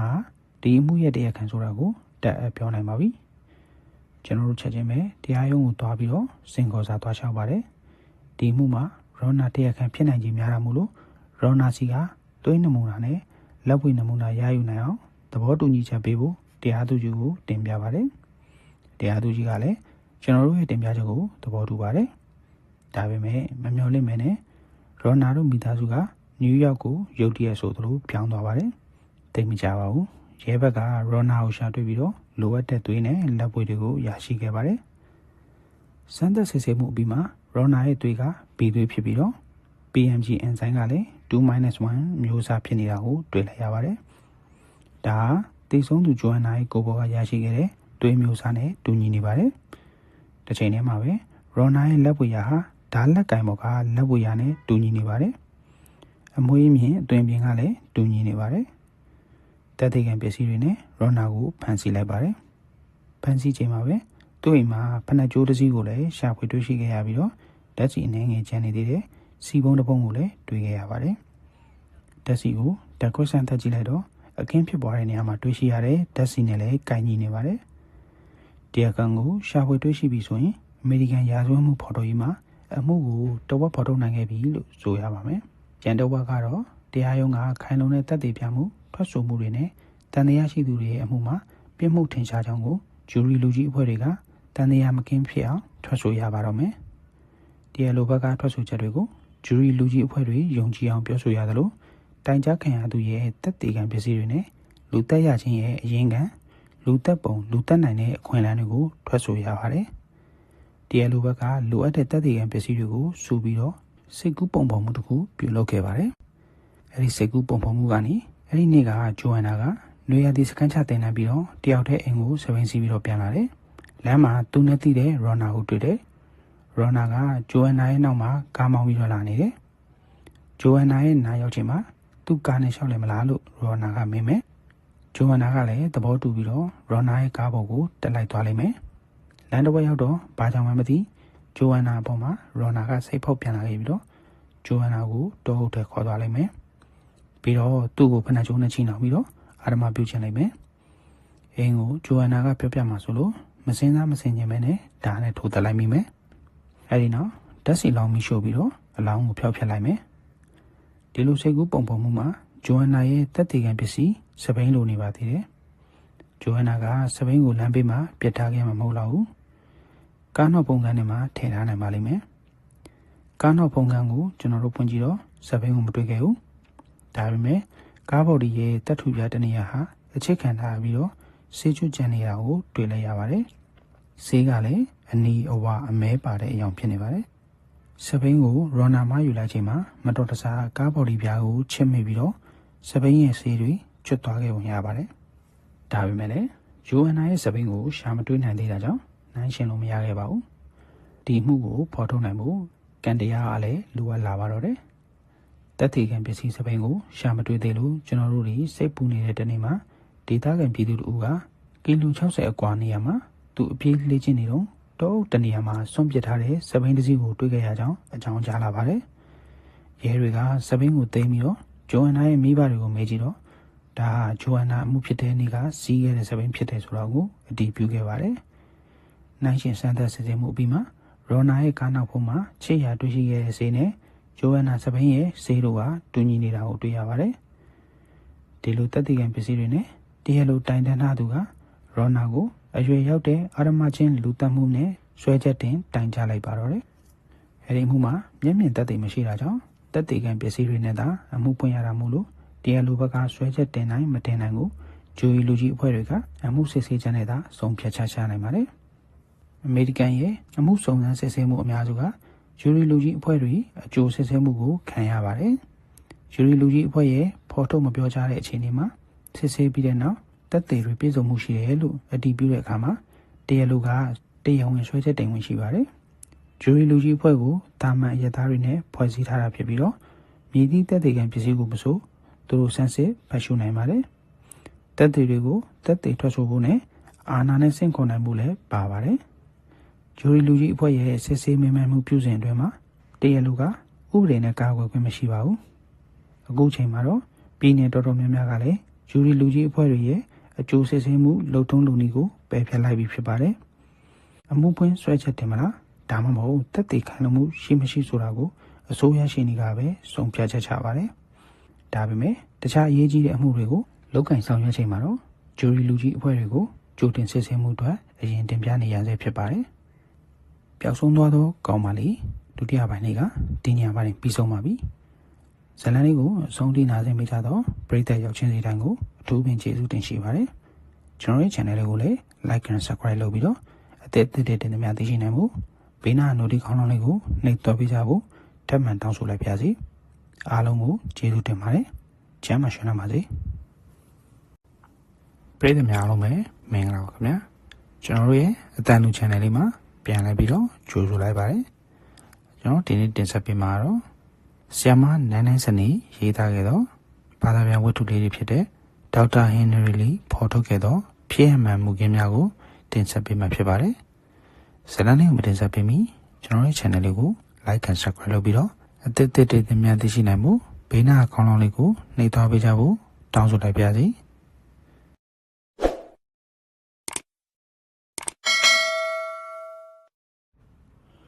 ဒေါက်တာဟင်နရီလီဖော်ထုတ်ခဲ့သောဖြစ်ရမှန်မှုခင်းများပျောက်ဆုံးသွားသောကောင်းမလေးတတိယပိုင်းကော်နက်တစ်ကပ်ပြည်နယ်ရဲ့ရဲဌာနရာဇဝတ်မှုကျူးလွန်သူဖော်ထုတ်ရေးတခွဲကန်ညွှန်ကြားရေးမှုဖြစ်တာဝန်မှထမ်းဆောင်နေမှာအမှုတော်တော်များများကိုတက်သေးထွက်ဆိုနိုင်မှုအတွက်တရားရုံးကိုကျွန်တော်မကြာခဏရောက်ရှိခဲ့တယ်။အဲဒီဂျိုအန်နာရဲ့အမှုမှာတော့တခွဲကန်ညွှန်ကြားရေးမှုဖြစ်ကျွန်တော်တာဝန်ထမ်းဆောင်ရမှာဖြစ်လာတဲ့အမှုကြီးတစ်ခုဖြစ်ပါတယ်။တခွဲရလက်သက်သိနဲ့ရောနာကိုကျွန်တော်တို့ဖမ်းဆီးလိုက်တယ်။ရောနာကတော့သူဟာအပြစ်မဲ့သူလို့ပြောပါတယ်။ရောနာရဲ့မိဘတွေကလည်းရဲတွေကခိုင်လုံနဲ့ယုံကြည်နိုင်တဲ့မျက်မြင်သက်သေတွေတက်သေးကံပစ္စည်းတွေမရှိဘဲနဲ့ရောနာကိုဖမ်းလိုက်တယ်လို့သတင်းတော်တွေကိုပြောလာတယ်။အရင်တုန်းကလည်းအဲ့ဒီပြည်နယ်မှာတကွဲရလက်နဲ့တရားခံကိုဖမ်းတဲ့အမှုမျိုးမရှိခဲ့ဘူးပါဘူး။ဒီလိုနဲ့ဂျူရီလူကြီးအဖွဲ့တွေကတက်သေးတွေကိုဆင့်ခေါ်တဲ့အခါသတင်းတော်တွေပြည်သူလူထုတွေရဲ့အာရုံကိုချက်ချင်းဖန်ဆားခဲ့ပါတယ်။မျက်မြင်သက်သေမရှိတဲ့အခြေအနေမှာဂျူရီလူကြီးအဖွဲ့တွေကအဲ့ဒီဆွဲချက်တင်မှုတွေကိုလက်ခံမခံဆိုတာကိုတရားလိုဘက်မှတင်သွင်းမဲ့အခင်းဖြတ်ရမှာရရှိတဲ့စုံစမ်းစစ်ဆေးမှုသက်သေတွေနဲ့ဆုံးဖြတ်မှာဖြစ်ပါတယ်။သက်သေဖြစ်နေရုံးမထွက်ခင်ရှေ့တညမှာအမှုခင်းရဲ့အကြောင်းအရာတွေကိုကျွန်တော်အစားဆုံးအသေးစိတ်တစ်ခေါက်ထပ်စစ်ပါတယ်ထပ်ဖတ်ပါတယ်။ဓာတ်ခွဲစမ်းသပ်မှုတွေအားလုံးရဲ့ရလက်ကတိတ်ပံဘာသာရပ်နဲ့ကိုက်ညီနေတာမို့လို့လုံးဝစိတ်ချရပြီလို့ကျွန်တော်ထင်ပါတယ်။သက်သေထွက်ဆိုတဲ့နေ့မှာအနောက်တိုင်းဝတ်စုံကိုကျွန်တော်ကြာကြာနာနာဝတ်ဆင်လိုက်တယ်။ကျွန်တော်ရဲ့ဇနီးအစင်းသင်းပြင်ဆင်ပေးထားတဲ့နက်တိုင်ကိုစီးပြီးတော့ဆာရွက်ဆာရန်အပြည့်ပါတဲ့အိတ်ကိုဆွဲပြီးတော့တရားရုံးကိုကျွန်တော်အစောကြီးရောက်လာခဲ့တယ်။အဆောင်ရဲကကျွန်တော်ကိုတိတ်ဆိတ်ငြိမ်သက်တဲ့အခန်းထဲကိုခေါ်သွားပါတယ်။အဲဒီအခန်းထဲမှာကျွန်တော်ထိုင်ဆောင်နေတော့စပွဲပေါ်ကသတင်းစာတစ်စောင်ကိုကျွန်တော်ဆွဲယူကြည့်လိုက်မိတယ်။သတင်းစာကောင်းကြီးပိုင်းမှာဒီမှုရဲ့သတင်းပါနေပါတယ်။ဂျိုအန်နာရဲ့အမှုအတွက်ဒေါက်တာလီကတရားလိုဘက်မှတက်တည်ထွက်ဆိုမိဆိုတဲ့ခေါင်းစဉ်တက်ထားတဲ့သတင်းတစ်ပုဒ်ကသိတော့မရှိလာပါဘူး။သတင်းစာမှာတရုတ်ပြည်၌မွေးဖွားပြီးတော့ထိုင်ဝမ်မှာကြီးပြင်းခဲ့သောဒေါက်တာဟင်နရီလီသည်ရခင်ကထိုင်ဝမ်တွင်ရဲရာရှိဖြစ်တာဝန်ထမ်းဆောင်ခဲ့မှုတဲ့အမေရိကန်ပြည်ထောင်စုသို့ပညာဆက်လက်သင်ယူရန်ထွက်ခွာလာပြီးနောက် New Haven တက္ကသိုလ်တွင်မူခင်းသိပ္ပံပညာရှင်အဖြစ်တာဝန်ထမ်းဆောင်ခဲ့တဲ့လွန်ခဲ့တဲ့လနိုင်ငံကကော်နက်တစ်ကပ်ပြည်နယ်ရဲဌာနတွင်ရာဇဝတ်မှုကျူးလွန်သူဖော်ထုတ်ရေးတခွဲကညွှန်ကြားမှုဖြစ်စတင်တာဝန်ထမ်းဆောင်ခဲ့တဲ့ယနေ့တွင်ဒေါက်တာလီကတရားလိုဘက်မှတက်သေးဖြစ်ဂျူရီလူကြီးဖွဲ့တွေအားဤမှု၏အရေးကြီးသောတက်သေးကံပစ္စည်းများကိုတင်ပြမည်ဖြစ်ပါသည်ဤမှုမှာသိပ္ပံပညာရပ်ဖြင့်ပထမဆုံးဖော်ထုတ်နိုင်ခဲ့သောလူသက်မှုတစ်ခုဖြစ်လာနိုင်ပါသည်လို့ဖော်ပြထားပါတယ်ဒီသတင်းကိုဖော်ပြထားတာတော့တိတ်တော့မရှိပါဘူးဒါပေမဲ့အဲ့ဒီစာကတရုတ်ပြည်ကနေထိုင်ဝမ်ထိပြောင်းရွှေ့အခြေချခဲ့တဲ့ကျွန်တော်ရဲ့ဖြတ်တန်းကြီးပြင်းလာတဲ့နေ့ရက်တွေစီကိုဆွဲခေါ်သွားခဲ့ပါတော့တယ်သတင်းစာကိုလက်ထဲမှာကင်ထားပြီးတော့ကျွန်တော်အတွေ့တွေကဟိုးငယ်စဉ်ဘဝကရှည်လျားတဲ့နေဆွဲတွေစီကိုမျောလွန်သွားပါတော့တယ်ကျွန်တော်ရဲ့ဘိုးဘွားမျိုးရိုးကတရုတ်ပြည်ကျန်ဆူပြည်နယ်ကဖြစ်ပါတယ်အဲ့ဒီဒေသမှာ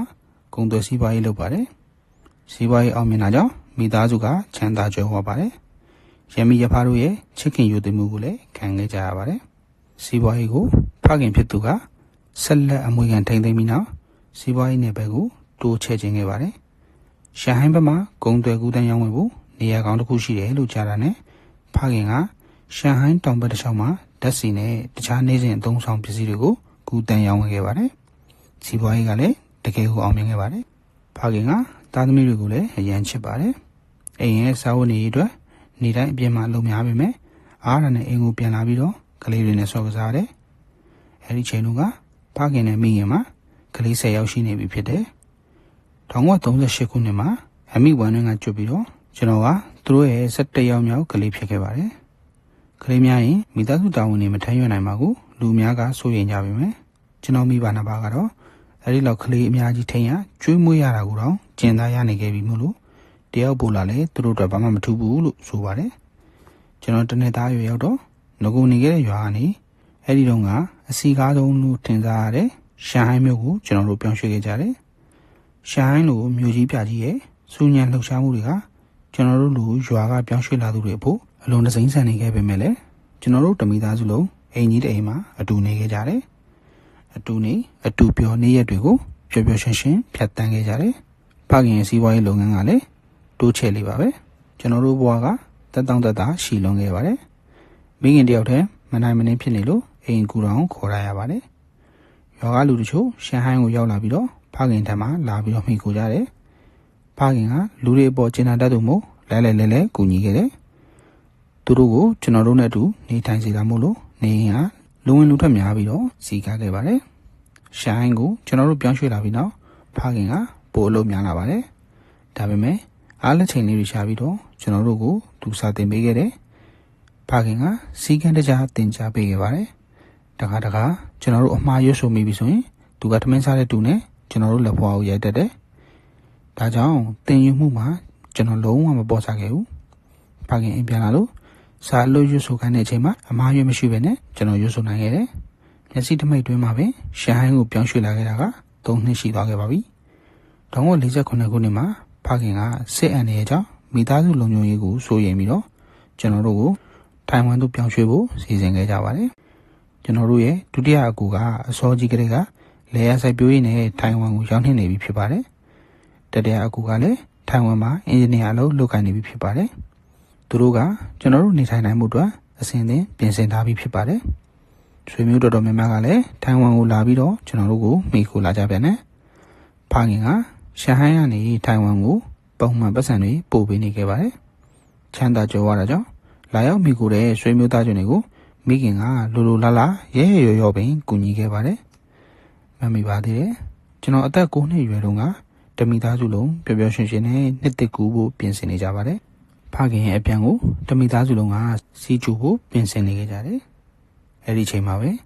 ဖခင်စီးလာတဲ့တင်မောကနင်းမြုပ်သွားပြီဆိုတဲ့သတင်းကိုရရှိခဲ့ပါတယ်တင်မောပေါ်ပါလာတဲ့လူပေါင်းရာကျော်တေဆုံးခဲ့ပါတယ်အဲ့ဒီသတင်းကိုကြားချင်းမှာကျွန်တော်တို့မယုံကြည်ခဲ့ကြပါဘူးဒါပေမဲ့သတင်းစာနဲ့ရုပ်မြင်သံကြားသတင်းတွေမှာအဲ့ဒီသတင်းစိုးကိုတွေ့တော့မှယုံကြည်လာခဲ့ပါတယ်လူပေါင်းရာကျော်နဲ့ရွှေတဲ့ပစ္စည်းပေါင်းများစွာဟာတင်မောနဲ့အတူနင်းမြုပ်သွားခဲ့ပါပြီအသက်ရှင်ကျန်ရည်သူတရားမှပဲမရှိခဲ့ပါဘူးရုတ်တရက်အဲ့ဒီသတင်းစိုးရောက်လာတာမို့လို့ဘယ်သူမှမယုံကြည်ခဲ့ကြပါဘူးအခုလိုမိခင်ဝမ်းနေနေတာကိုကျွန်တော်တခါမှမမြင်ခဲ့ဘူးပါဘူး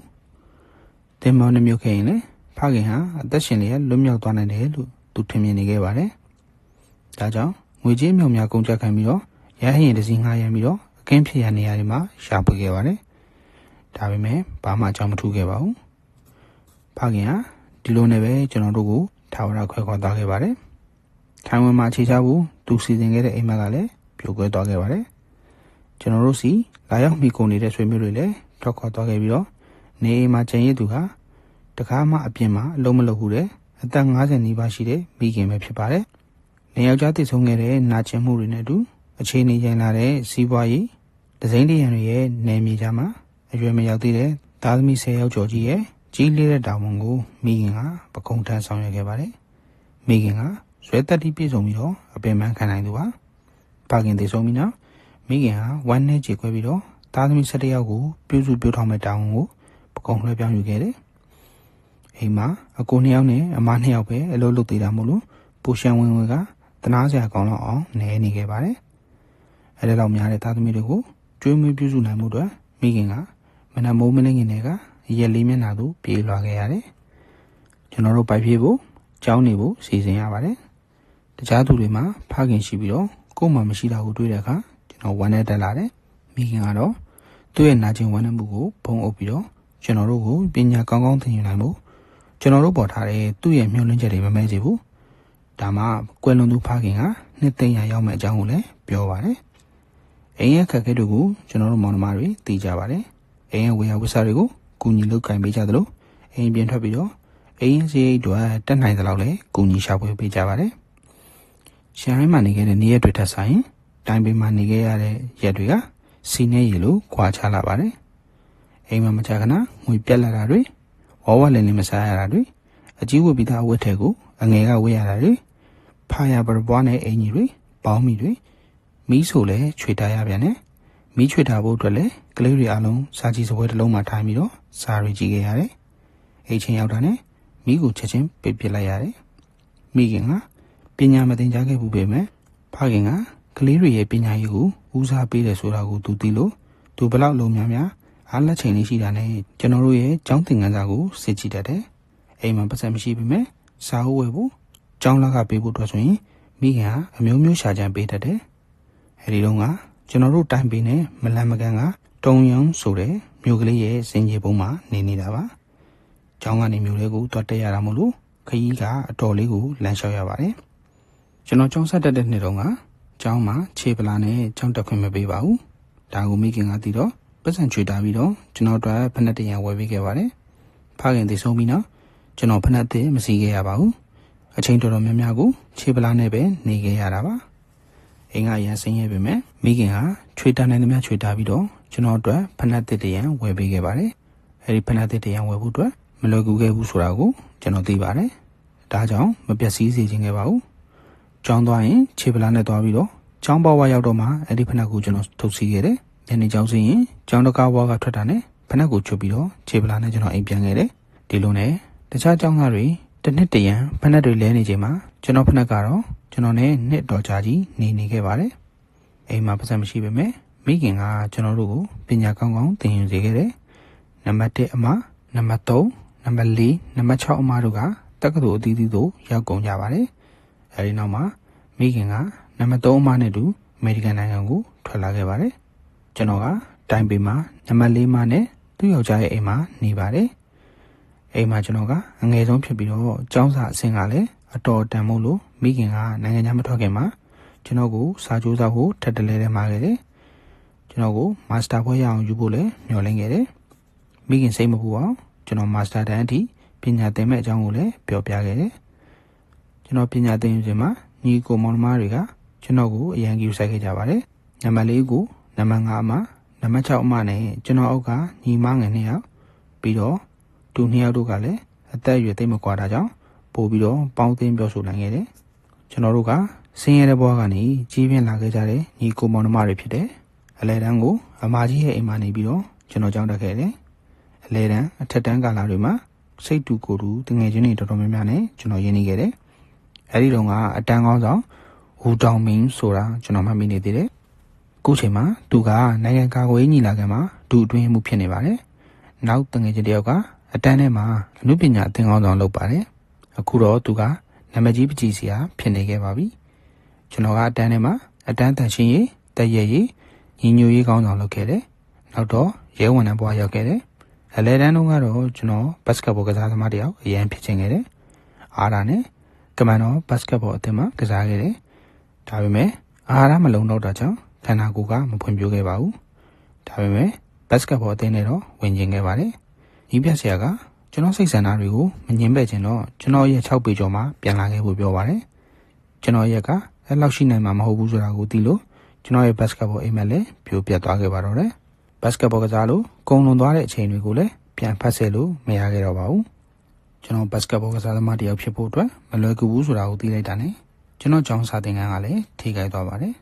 အဆင့်ကအလဲလက်မှာပဲရှိတယ်တိုးပြီးတော့စူးစမ်းမှရတော့မယ်1959ခုနှစ်မှာကျွန်တော်တက္ကသိုလ်ဝန်ထမ်းဖြစ်ဆိုခဲ့တယ်တက္ကသိုလ်2ခုကဝင်ငွေလက်မှတ်ရရှိခဲ့ပြီးတော့တက္ကသိုလ်တစ်ခုမှာတစ်ပတ်လောက်တက်ပြီးတာနဲ့ဘိုးရဲရာရှိကျောင်းကကျောင်းသားတွေလက်ခံနေတယ်ဆိုတာကိုသိလိုက်တယ်အဲ့ဒီအရာရှိကျောင်းကပြင်ပကျောင်းသားတွေကိုပထမဆုံးလက်ခံခြင်းဖြစ်ပါတယ်အဲ့ဒီအသင်းကကျွန်တော်ကိုအတော်ဆွဲဆောင်ခဲ့တယ်ကျောင်းသားတွေကကျောင်းသားကလည်းပေးစရာမလိုနေထိုင်ဆောက်ဝတ်ရေးအတွက်လည်းပေးတယ်လို့သိရတယ်လက်ရှိကျွန်တော်တက်နေတဲ့တက္ကသိုလ်ကလည်းမဆိုးလာပါဘူးဒါပေမဲ့ကျောင်းသားကလည်းကိုယ့်ရဲ့နေထိုင်ဆောက်ဝတ်နေရေးကမိသားစုပေါ်ကိုဖိအားတွေဖြစ်စေမှာကိုကျွန်တော်စိုးရိမ်ခဲ့တယ်တစ်သက်လုံးလည်းညီကိုမောင်နှမတွေအပေါ်မိကိုအားထားလို့မရတာကျွန်တော်စဉ်းစားမိတာကတော့မိသားစုနဲ့အတူဆွေးနွေးတိုင်မယ်တော့အားလုံးကလက်မခံကြပါဘူးသူတို့ရဲ့စိုးရိမ်ပူပန်မှုတွေကိုကျွန်တော်နားလည်ပါတယ်သူတို့ကကျွန်တော်ရဲ့လုံခြုံရေးကိုဂရုစိုက်ပါတယ်အရင်ခေတ်ကလူဖွဲ့ကြီးမှာရဲဝန်ထမ်းတွေပေါ်ပြည်သူတွေကအမြင်မကြည်လင်ခဲ့ကြပါဘူးယခုဆိုရကပြင်ပကျောင်းသားတွေကိုခေါ်ယူလက်ခံနေတာမို့လို့ရဲလောကပြောင်းလဲရေးတွေလုပ်ဖို့ရှိလာနိုင်တယ်လို့အင်္ဂါလူတွေကိုကျွန်တော်ရှင်းပြတယ်အင်္ဂါလူတွေကသဘောမတူတဲ့ကြားကနေရဲဝန်ထမ်းစာမေးပွဲကိုကျွန်တော်ခိုးပြီးတော့သွားဖြေခဲ့တယ်ကံကောင်းစွာနဲ့ ကျွန်တော်ရွေးချယ်ခံခဲ့ရပြီးတော့အဲ့ဒီကျောင်းကပြင်ပကျောင်းသားတွေတက်ခွင့်ရတဲ့အပတ်စဉ်24ကကျောင်းသားတူဖြစ်လာခဲ့ပါတော့တယ်အဲ့ဒီအပတ်စဉ်မှာကျောင်းသားအယောက်90ပဲရွေးပါတယ်အဲ့ဒီကမှတစ်ဆင့်ရဲလောကတွေကိုကျွန်တော်စတင်ဝင်ရောက်လာခဲ့တာဖြစ်ပါတယ်ကျောင်းစတက်တဲ့နေ့မှာပဲကျောင်းဆရာကြီးနဲ့လုံတင်းတွေကကျောင်းသားတွေကိုစုံမစကားပြောကြပါတယ်ဘာကြောင့်ရဲဝန်ထမ်းတယောက်ဖြစ်ဖို့ရဲကျောင်းကိုရွေးချယ်ခဲ့တာလဲလို့မေးမြန်းပါတယ်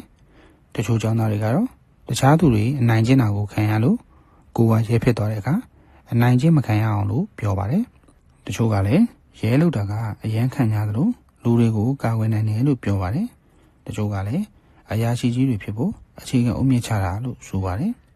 ကျွန်တော်ကတော့အမှန်တိုင်းပဲကျောင်းလကပေးရတဲ့ကျောင်းကိုဆုံးရောကျောင်းလကမပေးရတဲ့ကျောင်းကိုရွေးတာလို့ပြောလိုက်တယ်ပြီးတော့အသုံးစရိတ်လည်းရပြီးတော့ကျောင်းပေးတာနဲ့အလုပ်ရှာဖို့အတွက်မပူရတော့ဘူးပေါ့လို့ပြောလိုက်တယ်ဒါကိုအခြားကျောင်းသားတွေကဝိုင်းရဲခဲ့ကြတယ်ရဲကျောင်းကိုတက်ရောက်တာကျွန်တော်ဘွားရဲ့အပိုင်းခြားအသစ်တစ်ခုကိုစပြီးတက်လန်းတာနဲ့တူတယ်လို့ကျွန်တော်ထင်ပါတယ်အကောင့်ထဲမှာပေါ်နိုင်ခဲ့တဲ့စိတ်ကူးအိမ်မက်ကိုကျွန်တော်စွန့်ပြီးတော့ရဲကျောင်းကတင်ကြားရေးကိုကျွန်တော်ပို့ပြီးတော့အလေးဆိုင်ခဲ့တယ်ကောင်းမွန်တဲ့ရဲတပ်သားတူဖြစ်ဖို့အခြေခံခိုင်မာစွာထားခဲ့တယ်ရဲကျောင်းကကျွေးမွေးတဲ့အစားအသောက်တွေကအိမ်မှာဗိုက်ပြေုံသာစားရတဲ့ကျွန်တော်တို့ကိုအရန်ကိုပြည့်စုံခဲ့ပါတယ်အာဟာရကလည်းအရန်ကိုဖွံ့ဖြိုးခဲ့တယ်ကျွန်တော်ခန္ဓာကိုယ်တွေကတနေ့ထက်တနေ့တန်မာလာခဲ့တယ်ရဲရရှိကျောင်းကအရန်စီကန်းကြည့်သလိုလေ့ကျင့်မှုတွေကလည်းတင်းကျပ်ခဲ့တယ်မနက်6နာရီမှာခရာမှုတ်လိုက်တာနဲ့9မိနစ်တွင်းမှာမျက်နှာသေးအိပ်ရာသိမ်းတာတွေအပြီးစီလေ့ကျင့်ရတယ်ပြီးရင်လေ့ကျင့်ရင်ကွင်းကိုရောက်သွားရတယ်အဲ့ဒီလိုလေ့ကျင့်မှုတွေကကျွန်တော်ကိုမနက်စောစောထားညမှာနောက်ကျမှအိပ်ရာဝင်တဲ့အချင်းကိုမွေးမြူပေးခဲ့တယ်ဘတ်စကတ်ဘောကစားနည်းကိုမစွန့်လွတ်သေးတဲ့အပြင်ကျောင်းကတခြားအားကစားလှုပ်ရှားမှုတွေမှာလည်းကျွန်တော်ပါဝင်ခဲ့တယ်ဂျူရိုအလွန်နပန်းတန်နီးစတော်တွေဖြစ်ပါတယ်အဲ့ဒီသင်ခန်းစာတွေထဲကနေတရုတ်တိုင်းပညာကိုလည်းကျွန်တော်သင်ယူနိုင်ခဲ့တယ်ရဲဝန်ထမ်းဆိုတာပြည်သူတွေနဲ့ပြောဆိုဆက်ဆံရတဲ့အလုပ်ဆိုတာကိုကျွန်တော်သိထားပါတယ်အဲဒါကြောင့်စကားပြောကောင်းမှအရင်ချင်းရှိတဲ့ရဲတအုပ်ဖြစ်မှာဖြစ်ပါတယ်ဒါကြောင့်ကျောင်းမှာရှိတဲ့ဟောပြောပွဲတွေစကားရည်လူပွဲတွေမှာကျွန်တော်ပါဝင်ခဲ့တယ်စုတွေလည်းအများအပြားရခဲ့ပါတယ်အဲ့လိုသင်ယူမှုတွေကအလွယ်တကူမရနိုင်ဘူးဆိုတာကိုကျွန်တော်သိလို့ကျောင်းကတတ်မှတ်ထားတဲ့သင်ခန်းစာတွေအပြင်နိုင်ငံခြားဘာသာစကားတွေကိုလည်းကျွန်တော်အရင်စိတ်ဝင်စားခဲ့တယ်ကျောင်းနေစဉ်အခါမှာအင်္ဂလိပ်စာကိုသင်ယူလေ့လာဖို့အတွက်ကျွန်တော်လက်မလွတ်ခဲ့ဘူးအားရတဲ့စာတွေကိုဖတ်ရှုနေခဲ့တယ်တနေ့နေပြီးနောက်မှာကျောင်းကခန္ဓာကိုယ်အချိုးစားနဲ့လေ့ကျင့်မှုတွေကိုတတ်မှတ်ပြီးတော့ကျွန်တော်ဟာအာဟာရပုံမှုဖွံ့ဖြိုးလာခဲ့သလိုခန္ဓာကိုယ်ကလည်းအရင်ကတည်းကပုံမှုတန်မာလာခဲ့ပါတယ်ဒါအပြင်ခန္ဓာရည်စွမ်းအားလေ့ကျင့်မှုတွေကြောင့်လည်းအသက်20သာရှိသေးပေမဲ့ကျွန်တော်ဟာရင့်ကျက်နေခဲ့ပြီကျောင်းစာအဆင့်ကလည်းရှေ့ရောက်နေတာမို့လို့အိမ်ကလူတွေကျွန်တော်အတွက်စိုးရင်ပူပန်စရာမရှိခဲ့တော့ပါဘူးကျောင်းကနွေရာသီရောက်တိုင်းရဲစခန်းရဲဌာနတွေမှာသွားပြီးတော့အလုပ်တင်ဖြစ်ဝင်ရောက်လုပ်ကိုင်ရပါတယ်ပထမနှစ်နွေရာသီမှာကျွန်တော်စုံရှမ်းလေရင်ကွင်းရဲဌာနကိုတွားရောက်ခဲ့ပါတယ်အဲ့ဒီနေရာကလေရင်ကွင်းလုံခြုံရေးအတွက်တာဝန်ယူရတာမို့လို့တာဝန်အရင်ကြီးပါတယ်ဒီနေ့မှာအခြားရဲဝန်ထမ်းတို့နဲ့လေရင်ကွင်းတစ်ဘေးကလမ်းတွေမှာကျွန်တော်တို့လှည့်လည်ကင်းစင်နေစဉ်မှာလေရင်တစ်စင်းကကျွန်တော်တို့ခေါင်းပေါ်ကနေဖြတ်တန်းသွားပါတယ်အဲ့ဒီလေရင်ကမြေပြင်နဲ့အရန်နီးကပ်ပါတယ်လေရင်ဝင်းအနီးနားကအိမ်တွေရဲ့ခေါင်းမိုးတွေနဲ့အလွန်နီးကပ်နေပါတယ်ကြည်ရတာဓာတ်တိုင်ကိုပင်ဝင်တိုက်သွားတော့မယ့်အတိုင်းပါပဲအဲ့ဒီနေရာမှာအမြဲကင်းလှည့်နေတဲ့ရဲဝန်ထမ်းကိုလေရင်ကဓာတ်တိုင်ကိုတိုက်မိတော့မယ့်အတိုင်းပဲဘာကြောင့်ဒီလောက်နေနေပြန်နေတာလဲလို့ကျွန်တော်မေးကြည့်လိုက်တယ်သူကဒါဖြူဖြစ်စင်ပါဒီလေရင်တွေကအဲ့လိုပဲနေနေပြန်ကြပါတယ်လို့ပြောပါတယ်ရဲဝန်ထမ်းရဲ့စကားမဆုံးခင်မှာဝုန်းဆိုတဲ့အတန်တန်ကိုကျွန်တော်ကြားလိုက်တယ်တစ်စက်တည်းမှာပဲအတန်တွေစက်တိုက်ထွက်ပေါ်လာပြီးတော့ရှေ့ကတက်တိုင်တွေကတကြိုးပုတ်တိုက်တန်တွေနဲ့အတူမိပန်းမိပွားတွေနဲ့လဲကျသွားပါတော့တယ်ကျွန်တော်ရှောင်းကျင်တော့မရလိုက်ပါဘူးကျွန်တော်ရှေ့ကတက်တိုင်တစ်တိုင်ကကျွန်တော်တို့ဘက်ကိုရိုင်လဲလာခဲ့ပါတယ်ဝုန်းဆိုတဲ့အတန်နဲ့တူကျွန်တော်နဲ့တိတ်မကွာတဲ့နေရာမှာလဲသွားပြီးတော့မိပန်းမိပွားတွေကအဆက်မပြတ်ကိုထွက်နေခဲ့ပါတယ်တစ်ဆက်တည်းမှာပဲတိတ်မဝေးတဲ့နေရာကနေအတန်ကြီးတန်ကိုကျွန်တော်တို့ကြားလိုက်ရပါတယ်ကမ္ဘာမြေပြင်ကိုတခုခုကဝင်းတိုက်သွားသလိုပါပဲမြေပြင်လည်းတုန်ခါသွားပါတယ်ကျွန်တော်လှမ်းကြည့်လိုက်တော့မြေပြင်ပေါ်မှာခေါင်းဆိုင်ကျနေတဲ့လေရင်တစ်စင်းကိုကျွန်တော်တွေ့လိုက်ပါတယ်လေရင်ရဲ့အမိပိုင်းကအိမ်တချို့ပေါ်မှာဖိကျနေခဲ့ပြီးတော့မီးခိုးတွေတလူလူလည်းထွက်နေပါတယ်လေရင်အောက်ကအိမ်တွေကလည်းပြပြားနေခဲ့ပါပြီကျွန်တော်နဲ့အတူရဲဝန်ထမ်းတို့ကစက္ကန့်ပိုင်းတွေမှာဖြစ်ပျက်သွားတဲ့အဖြစ်အပျက်ကိုကြည့်ပြီးတော့အံ့ဩတုန်လှုပ်သွားခဲ့ကြပါတယ်သူကချက်ချင်းပဲအရေးပေါ်ဖုန်းကိုဆက်သွယ်လိုက်ပြီးတော့ရဲဌာနဘက်ကိုအခြေအနေတွေကိုတွားရောက်သတင်းပို့ဖို့ကျွန်တော်တို့ပြေးသွားချိန်မှာ လေရင်ဘောကစလုံးကိုတေချာမြင်လိုက်ရပါတယ်ရဲဝန်ထမ်းကဟာဒုက္ခပါပဲကြည့်ရတာသမရရဲ့လေရင်လားမသိဘူးလို့သူကအလန့်တကြားပြောပါတယ်လဲကျနေတဲ့တက်တိုင်နဲ့မီးပန်းတွေကိုကျွန်တော်တို့ကမဆိုင်နိုင်ကြပါဘူးလေရင်ကိုယ်တဲကိုပြေးဝင်လိုက်ပါတယ်ညွန်ကြားရေးရုံးချုပ်ဘက်ကမြန်အတဲကလူကိုကယ်ထုတ်ကြပါမြန်ဆိုပြီးတော့အမိန့်ပေးလာပါတယ်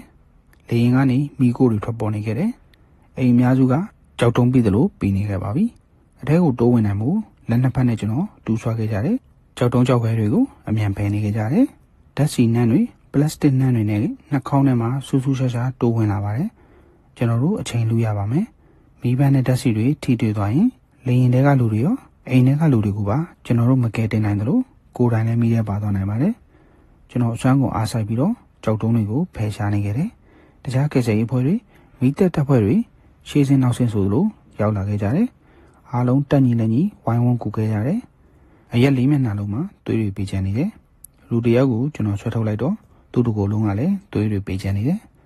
သူ့မျက်နှာအကျော်တွေကတင်းရင်းနေပြီးတော့အန်ကျိတ်ထားပါတယ်ကြည်ရတာနာကျင်မှုတွေကိုတောင့်ခံထားသလိုပါပဲကျွန်တော်ဘာမှထွေထွေတူတူစဉ်းစားမနေတော့ဘဲနဲ့အဲ့ဒီလူကိုပွေးချလိုက်တယ်အဲ့ဒီမှာမထင်မှတ်ပဲနဲ့သူကကျွန်တော်ရဲ့လက်ကိုဖြတ်ခနဲ့လန့်ဆွဲပြီးတော့ကိုက်လိုက်ပါတယ်သူ့ရဲ့ထက်မြက်တဲ့သွားတွေကကျွန်တော်လက်ထဲကိုနှင်းမြုပ်ဝင်သွားပါတယ်ကျွန်တော်တစ်ချက်អော်လိုက်မိတယ်လာရောက်ကူညီတဲ့ရဲဝန်ထမ်းတူရောက်လာတော့မှကျွန်တော်လက်ကိုသူလွတ်လိုက်ပါတယ်လက်ပေါ်ကသွေးတွေကမြင်မကောင်းဘူးဒါပေမဲ့အဲ့ဒီတန်ရာကိုကျွန်တော်ကြီးမဆိုင်နိုင်မနဲ့တခြားရဲဝန်ထမ်းတွေနဲ့အတူထိခိုက်ဒဏ်ရာရသူတွေကိုလေရင်နဲ့ဝေးရစီကိုဝိုင်းဝန်းတက်ဆောင်ပေးခဲ့တယ်လက်ကတန်ရာကိုဖြစ်တယ်လို့စီးနှောင်ပြီးတော့အခင်းဖြစ်ရစီကိုကျွန်တော်ရောက်သွားပြန်တယ်အဲ့ဒီသတင်းကိုသတင်းတောက်တွေကမသိသေးဘူးဆိုပေမဲ့အနီးနားကလူတွေကလာရောက်ကြည့်ရှုခဲ့ကြတယ်တချို့ကကူညီဖို့ရောက်လာတယ်လို့တချို့ကမမြင်ဘူးလို့ရောက်လာပြီးတော့ဝိုင်းဝန်းကြည့်ရှုကြတာဖြစ်တယ်ပြက်ကြတဲ့လေရင်ကသမရရဲ့လေရင်ဖြစ်နိုင်တယ်လို့လူတွေသိပြီးကြတော့လာကြည့်တဲ့သူတွေပုံမျိုးများလာခဲ့တယ်ကျောင်းကကျောင်းဆရာတွေကအခင်းဖြစ်တဲ့နေရာကိုထိမ့်သိမ်းရမယ်လို့တင်နန်းသားတွေကိုအမြဲတင်ကြပေးတယ်ထိမ့်သိမ်းအဖွဲ့ထဲမှာကျွန်တော်ဝင်ရောက်လာတော့လာကြည့်သူတွေကိုစီတားလိုက်တယ်အခင်းဖြစ်တဲ့နေရာစီအရင်ရောက်တဲ့ရဲဝန်ထမ်းကလူတွေကိုကယ်တင်ရတယ်လို့အခင်းဖြစ်ရနေရာကိုလည်းထိမ့်သိမ်းရတယ်ဆိုတာကိုကျွန်တော်အခုမှသတိရခဲ့တယ်ဒါသမရရဲ့လေရင်ဖြစ်ပေမဲ့လေရင်ပေါ်မှာသမရမပါခဲ့တဲ့အကြောင်းအခြေအနေတည်ငြိမ်သွားပြီးတဲ့နောက်မှာကျွန်တော်တို့သိလိုက်ရတယ်ကျွန်တော်ကိုကြိုက်တဲ့သူကဗိုလ်မှူးကြီးတူရဲ့သားဖြစ်တယ်လို့သိရတယ်ကျွန်တော်တို့ရဲ့အမြန်ကယ်ဆယ်နိုင်မှုကြောင့်ပြည်သူရောလေရင်ပေါ်ကလူတွေပါအသက်မဆုံးရှုံးခဲ့ပါဘူးအဲ့ဒီတွေ့ကြုံမျိုးကြုံတွေ့ပြီးတဲ့နောက်မှာရဲလုပ်ကိုကျွန်တော်ပို့လေးစားခဲ့တယ်အချိန်မရွေးပောက်ကွဲနိုင်တဲ့အချိန်တွေမှာကိုယ့်အသက်ကိုပဓာနာမထားဘဲနဲ့တခြားသူရဲ့အသက်ကိုဝိုင်းကယ်နေတာနဲ့တပြိုင်နက်တည်းမှာပင်အခင်းဖြစ်တဲ့နေရာကိုလည်းထိမ့်သိမ်းရသေးတယ်အစီအစဉ်တခြားဖြစ်ဖို့လှုံ့ဆော်ရသေးတယ်ကိုယ့်ရဲ့အသက်အန္တရာယ်ကြားရောက်နိုင်တဲ့အခြေအနေမှာတခြားသူရဲ့အသက်ကိုကာကွယ်ဆောင်ရှောက်ရတယ်အဲ့ဒီအတွေ့အကြုံပြီးမှရဲဝန်ထမ်းဘဝကိုကျွန်တော်ပိုနှစ်သက်သွားခဲ့တယ်ရဲရရှိကျောင်းမှာတက်ရောက်နေခဲ့တယ်ကျွန်တော်သဘောထားကိုသိမြင်ပြီးတဲ့နောက်မှာအရင်တုန်းကရဲလောကတွေကိုကျွန်တော်ဝင်ရောက်ခဲ့တာကိုစန့်ကျင်ခဲ့တဲ့မိခင်ကအမြင်တစ်မျိုးပြောင်းလဲသွားပါတော့တယ်အဲ့ဒီနောက်ရဲကျောင်းသားဘဝ2နှစ်ကာလအတွင်းမှာຫນွေရာသီကျောင်းပေးရရောက်လာဖို့ကိုကျွန်တော်အရန်မျှော်လင့်ခဲ့တယ်တရားဝင်ရဲဝန်ထမ်းတွေနဲ့အတူကင်းလဲရတာကိုကျွန်တော်အရန်နဲ့တက်ခဲ့တယ်သူတို့စီကနေကျွန်တော်မသိတဲ့အရာတွေကိုသင်ယူနိုင်တယ်ရဲကျောင်း3နှစ်ကာလမှာကျွန်တော်ရဲ့တက်တာအတွက်အကောင်းဆုံးတငယ်ချင်းတွေကိုရရှိလာခဲ့ပါတယ်ကျွန်တော်တို့တွေဘဝကိုအတူတူဖြတ်သန်းခဲ့ကြတယ်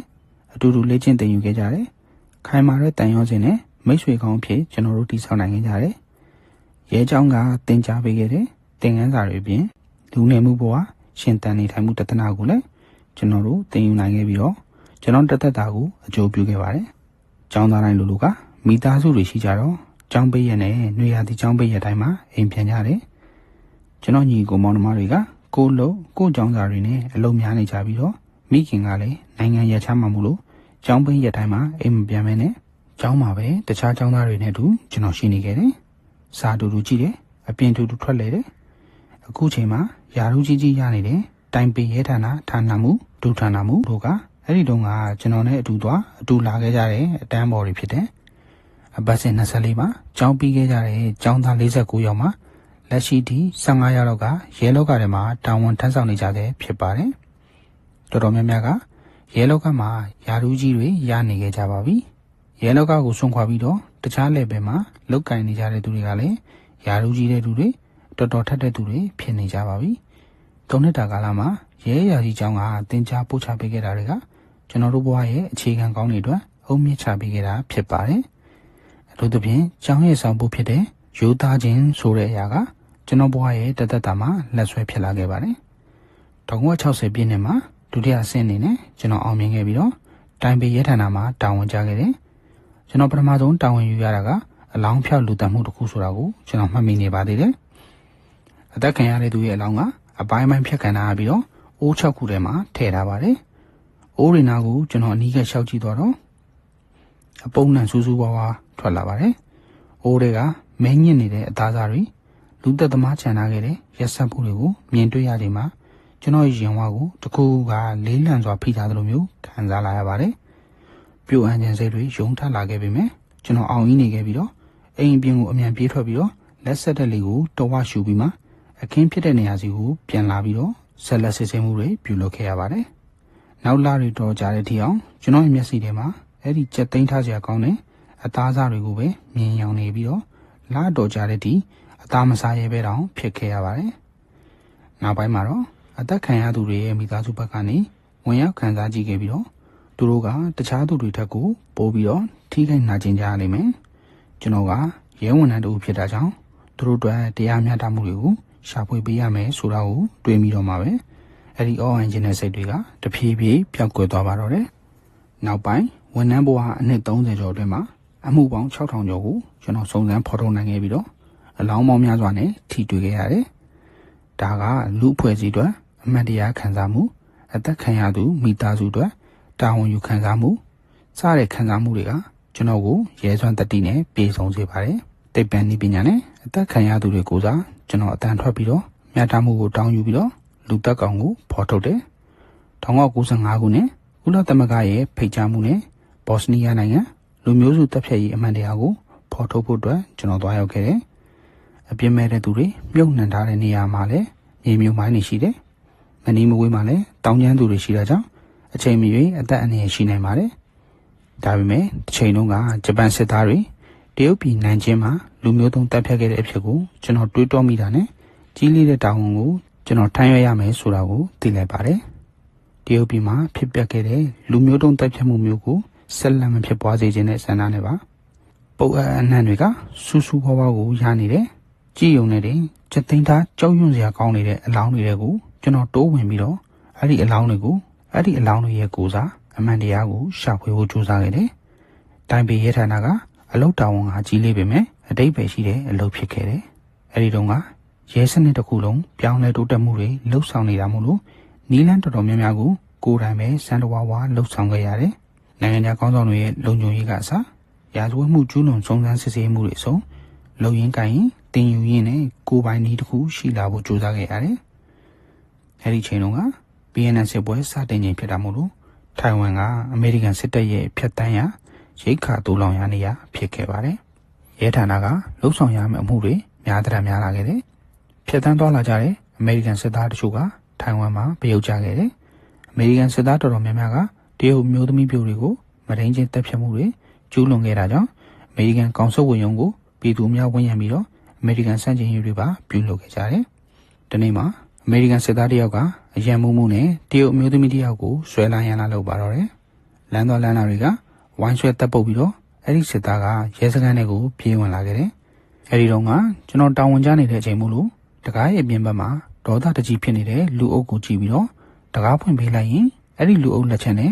သူတည်သွားနိုင်ပါတယ်သူတို့ရဲ့စစ်သားကိုလာခေါ်သွားဖို့အတွက်အမေရိကန်စစ်တပ်ကိုကျွန်တော်အကြောင်းကြားလိုက်တော့အဲ့ဒီအမေရိကန်စစ်သားကကျွန်တော်တို့ရဲဌာနနဲ့ဌာနမှာရှိနေတဲ့တခြားရဲဝန်ထမ်းတွေကိုဆဲဆူချိန်ပေါ်မှာတော့တယ်ကျွန်တော်ဝင်တားပေမဲ့ကျွန်တော်ကပါဆဲဆူခဲ့တယ်သူ့ရဲ့ဆဲဆူမှုကိုကျွန်တော်ကယူမဆိုင်တော့သူကပို့ပြီးတော့အတင်ရဲပြီးတော့ကျွန်တော်မျက်နှာကိုကြည့်ပြီးတော့မင်းတို့တယောက်တွေအားလုံးငတုံးတွေငါအားတွေလို့သူပြောလာပါတယ်ဌာနကရဲတွေကိုသူဆဲနေတယ်လို့ကျွန်တော်ကိုလည်းဆဲဆူတဲ့အပြင်လူမျိုးနဲ့တိုင်းပြည်ကိုပါထိပါလာတာမို့လို့ကျွန်တော်သိမခံနိုင်တော့ပါဘူးဒါကြောင့်လက်သီးကိုဆုပ်ပြီးတော့မင်းပစက်ကိုပိတ်ထားရင်ပိတ်မပိတ်ရင်ငါလက်သီးစာမိမယ်လို့သူ့မျက်နှာကိုကြည့်ပြီးတော့ကျွန်တော်ချိန်ပေါင်းလိုက်တယ်သူကကျွန်တော်ကိုတစ်ချက်စိုက်ကြည့်ပြီးတော့စိန်ခေါ်တဲ့တန်နဲ့မင်းတို့တရုတ်လူမျိုးပဲငါဆဲမှာဆဲတော့ဘာဖြစ်လဲငါ့ကိုထိုးမယ်ဟုတ်လားတတိရှင်ထိုးလီထိုးစမ်းဆိုပြီးတော့ပြောလာပါတယ်ကျွန်တော်ကိုစိန်ခေါ်တဲ့သူကို ရဲရာကြီးကျောင်းမှာသင်ယူခဲ့တဲ့ကိုကံပညာနဲ့ကျွန်တော်ထက်အရက်ပုံမြင့်တဲ့အဲ့ဒီအမေရိကန်စစ်သားကိုအလဲထိုးပစ်လိုက်ပါတယ်ပြီးတော့ငါ့ကိုမင်းဆဲဆိုလို့ရတယ်ဒါပေမဲ့ငါလူမျိုးနဲ့ငါတိုင်းမျိုးကိုတော့မထိနဲ့ထိခဲ့ရင်ငါကလက်ပိုက်ကြည့်နေမှာမဟုတ်ဘူးလို့ကျွန်တော်ပြောဆိုချိန်ပေါင်းခဲ့တယ်အခုချိန်မှာကျွန်တော်ကအမေရိကန်နိုင်ငံသားခံယူထားပေမဲ့ကျွန်တော်ခန္ဓာကိုယ်ထဲမှာလေပတ်နေတဲ့သွေးတွေကိုတော့မမေ့ပါဘူးတရုတ်လူမျိုးတယောက်ဖြစ်နေကိုဂုံယူခဲ့ပါတယ်ပြည်ပြည်ဆိုင်ရာအစည်းအဝေးပွဲတွေတက်ရောက်တဲ့အခါဒါမှမဟုတ်တခြားလူမျိုးတွေနဲ့အတူလက်တွဲလှုပ်ဆောင်ရတဲ့အခါဘယ်ရမှာမဆိုကျွန်တော်လေးလေးနက်နက်ရိုးရိုးသားသားလုပ်ကိုင်ခဲ့ပြီးတော့ကိုလူမျိုးရဲ့ဂုဏ်ကိုမြင့်တင်ခဲ့ပါတယ်ကိုလူမျိုးကိုလူမျိုးရေးခွဲခြားတာမျိုးနှိမ်ချစော်ကားတာမျိုးတွေကြုံရတဲ့အခါမှာကိုလူမျိုးတွေအတွက်အမှန်တရားကိုကျွန်တော်ရယူနိုင်ခဲ့ပါတယ်ပျောက်ဆုံးသွားသောကောင်မလေးတတိယပိုင်းလေးကတင်ရပါတယ်ပြီးဆုံးပါပြီဇလန်လေးကိုအဆုံးထိနားဆင်ပေးကြတော့ပရိသတ်အရောက်ချင်းစီတိုင်းကိုအထူးပင်ကျေးဇူးတင်ရှိပါတယ်ကျွန်တော်ရဲ့ channel လေးကိုလည်း like and subscribe လုပ်ပြီးတော့အသစ်တွေတင်သမျှသိရှိနိုင်ဖို့ဘေးနား notification ခေါင်းလောင်းလေးကိုနှိပ်သွားပေးကြဖို့ထပ်မံတောင်းဆိုလိုက်ပါရစေအားလုံးကိုကျေးဇူးတင်ပါတယ်ကျမ်းမှာရှင်လာပါစေပရိသတ်များအားလုံးပဲမင်္ဂလာပါခင်ဗျာကျွန်တော်တို့ရဲ့အတန်လူ channel လေးမှာပြန်လာပြီးတော့ကြိုဆိုလိုက်ပါတယ်ကျွန်တော်ဒီနေ့တင်ဆက်ပေးမှာတော့ဆီယမနန်းနန်းစနေရေးသားခဲ့သောဘာသာပြန်ဝတ္ထုလေးတွေဖြစ်တဲ့ဒေါက်တာဟင်နရီလီဖော်ထုတ်ခဲ့သောဖြစ်မှန်မှုခင်းများကိုတင်ဆက်ပေးမှာဖြစ်ပါတယ်ဇလန်လေးကိုမတင်ဆက်ပေးမီကျွန်တော်ရဲ့ channel လေးကို like and subscribe လုပ်ပြီးတော့အသစ်တွေတင်ပြသိရှိနိုင်မှုဘေးနားအကောင့်လောင်းလေးကိုနှိပ်သွားပေးကြဖို့တောင်းဆိုလိုက်ပါရစေဒေါက်တာလီဖော်ထုတ်ခဲ့သောဖြစ်မှန်မှုခင်းများပျောက်ဆုံးသွားသောကောင်းပါလေဇက်သိမ်းမိုင်တိတ်မကြခင်မှာပဲကင်မန်ကျွန်းရဲ့ရှေ့တန်းတနေရာကိုကျွန်တော်တာဝန်ကြခဲ့တယ်ကင်မန်ကတိုင်ပင်နဲ့မတူပါဘူးကင်မန်ရောက်တာနဲ့ရှေ့တန်းတိုက်ခိုက်ရေးပြင်ဆင်မှုတွေကိုကျွန်တော်စိတ်လှုပ်ရှားနေခဲ့တယ်အဲဒီတုန်းက63စစ်ပွဲပြီးတာနဲ့မကြသေးတဲ့ကာလမို့လို့နေကြဆိုသလိုပဲအမြောက်တန်တွေကြားနေခဲ့ရတယ်နေတိုင်းမနက်မိုးမလင်းခင်တွေကတခြားရဲဘော်ရဲဘက်တွေနဲ့ကြောက်တန်းဆောက်လို့ရေးတွေကိုလှုပ်ဆောင်ခဲ့ရတယ်ညဆိုရင်ကင်းဆောင်ပြီးတော့ညီနဲ့တကောင်မှကင်းလဲရတယ်တယောက်တည်းတဲတောင်ပြင်မှာကင်းလဲရတာဖြစ်ပါတယ်ညလေးတဖြူဖြူလာရောင်ကဖွေးဖွေးအောက်ကတစ်ဖက်ကန်းကိုအာယုံဆိုင်ကြည့်နေရပြန်တယ်တခါတလေအမြောက်တန်တွေကြားရနေတတ်တယ်အဲ့လိုမျိုးတိတ်ဆိတ်စွာစိတ်လှုပ်ရှားစရာကောင်းတဲ့ပတ်ဝန်းကျင်ကနေလူဘဝတသနာပေါင်းများစွာကိုကျွန်တော်ဆင်ခြင်မိခဲ့တယ်ရဲရရှိကျောင်းမှာပညာသင်ကြားခြင်းကကျွန်တော်ကစာရေးရတာကိုနှစ်သက်ခဲ့တယ်စာမှုတွေအရွေးခံရတဲ့အခါမှာစာမှုကတော်တော်များများလည်းရခဲ့ပါတယ်အဲဒီတော့ကကြက်တဲတဲ့ကာလမို့လို့ငပြောသည့်တပီးစားခြင်းစိတ်ကကျွန်တော်မှရှိခဲ့တယ်ပထမဆုံးစာမှုကရတော့ငပြောသည့်တပီးလုံးကိုဝယ်ပြီးတော့ကျွန်တော်အားရပါရစားခဲ့တယ်အဲဒီနောက်မှာစာမှုပေးဖို့ရတာကိုတော့ကျွန်တော်ပြောတတ်လာတယ်အဆေးတွေကနေဝေဖန်ရေးဆောင်းပါးတွေထိကျွန်တော်ဝါသနာပါလာခဲ့တယ်တဖြည်းဖြည်းနဲ့စာရေးခြင်းဆိုတာကကျွန်တော်ရဲ့အားလက်ချိန်တွေမှာလှုပ်တဲ့ဝါသနာတစ်ခုဖြစ်လာပါတော့တယ်စာမှုကနဲ့တရီဖနက်တရံကိုကျွန်တော်ဝယ်နိုင်ခဲ့တယ်အဝတ်စားတွေလည်းဝယ်နိုင်ခဲ့တယ်ကင်မန်ရှေတန်းကနေခံစားနားလည်ခဲ့တဲ့လူဘဝတဒနာတွေကိုကျွန်တော်ခြာရေးပြီးတော့စာမှုတွေပို့ပေးနေခဲ့တယ်ကျွန်တော်ကရဲဝန်ထမ်းဆိုပေမဲ့အဲ့ဒီစစ်သားတွေနဲ့တူပေါင်းသင်ဆက်ဆံခဲ့တယ်အုံနောက်6ဆရာအဖြစ်တွေနဲ့လည်းကြုံတွေ့ခဲ့ရတယ်ဥပမာတက်ဖွဲ့မှာနှစ်တစ်ကူရင်ဝတ်သက်တတ်ပါတယ်ဝတ်တော်မှာခြေထောက်၄ချောင်းပဲရှိပြီးတော့တက်ဖွဲ့မှာအဖွဲ၅ဖွဲရှိတာမို့လို့ဘလို့ခွဲဝေရမှန်းမသိခဲ့ပါဘူးလူတိုင်းကလည်းဝတ်သေးနဲ့ဝတ်ကြောက်ကကိုလိုချင်ခဲ့ကြတယ်တက်ဖွဲ့မှုကဒါတွေကိုစစ်သားတွေတက်ခွဲဝေပေးခြင်းနဲ့ကျွန်တော်ကအဲ့ဒီဝတ်သေးနဲ့ဝတ်ကြောက်ကတွေကိုဝတ်ချတော့မရတဲ့သူတွေအတွက်ပေးလိုက်တော့မှဝတ်သားခွဲဝေရေးကတခန့်ရသွားခဲ့တယ်အဲ့ဒီလိုမျိုးတိမ်မွှားတဲ့ကိစ္စတွေကနေတန်းတူညီမျှမှုကိုလိုလားတဲ့သူတွေကိုလူတိုင်းမနှစ်သက်ကြောင်းကျွန်တော်တွေ့ရှိခဲ့ရတယ်ဒါပေမဲ့အဲ့လိုတန်းတူညီမျှတဲ့စိတ်ကိုအစင်မြဲမွေးမြူနိုင်မှသာကိုလက်အောင်ငယ်သားတွေကကိုလှုပ်ဖို့ကင်ဘက်တွေကကိုကိုယုံကြည်လာမှာဖြစ်ပါတယ်ယုံကြည်မှုကိုတည်ဆောက်နိုင်ပြီဆိုရင်တော့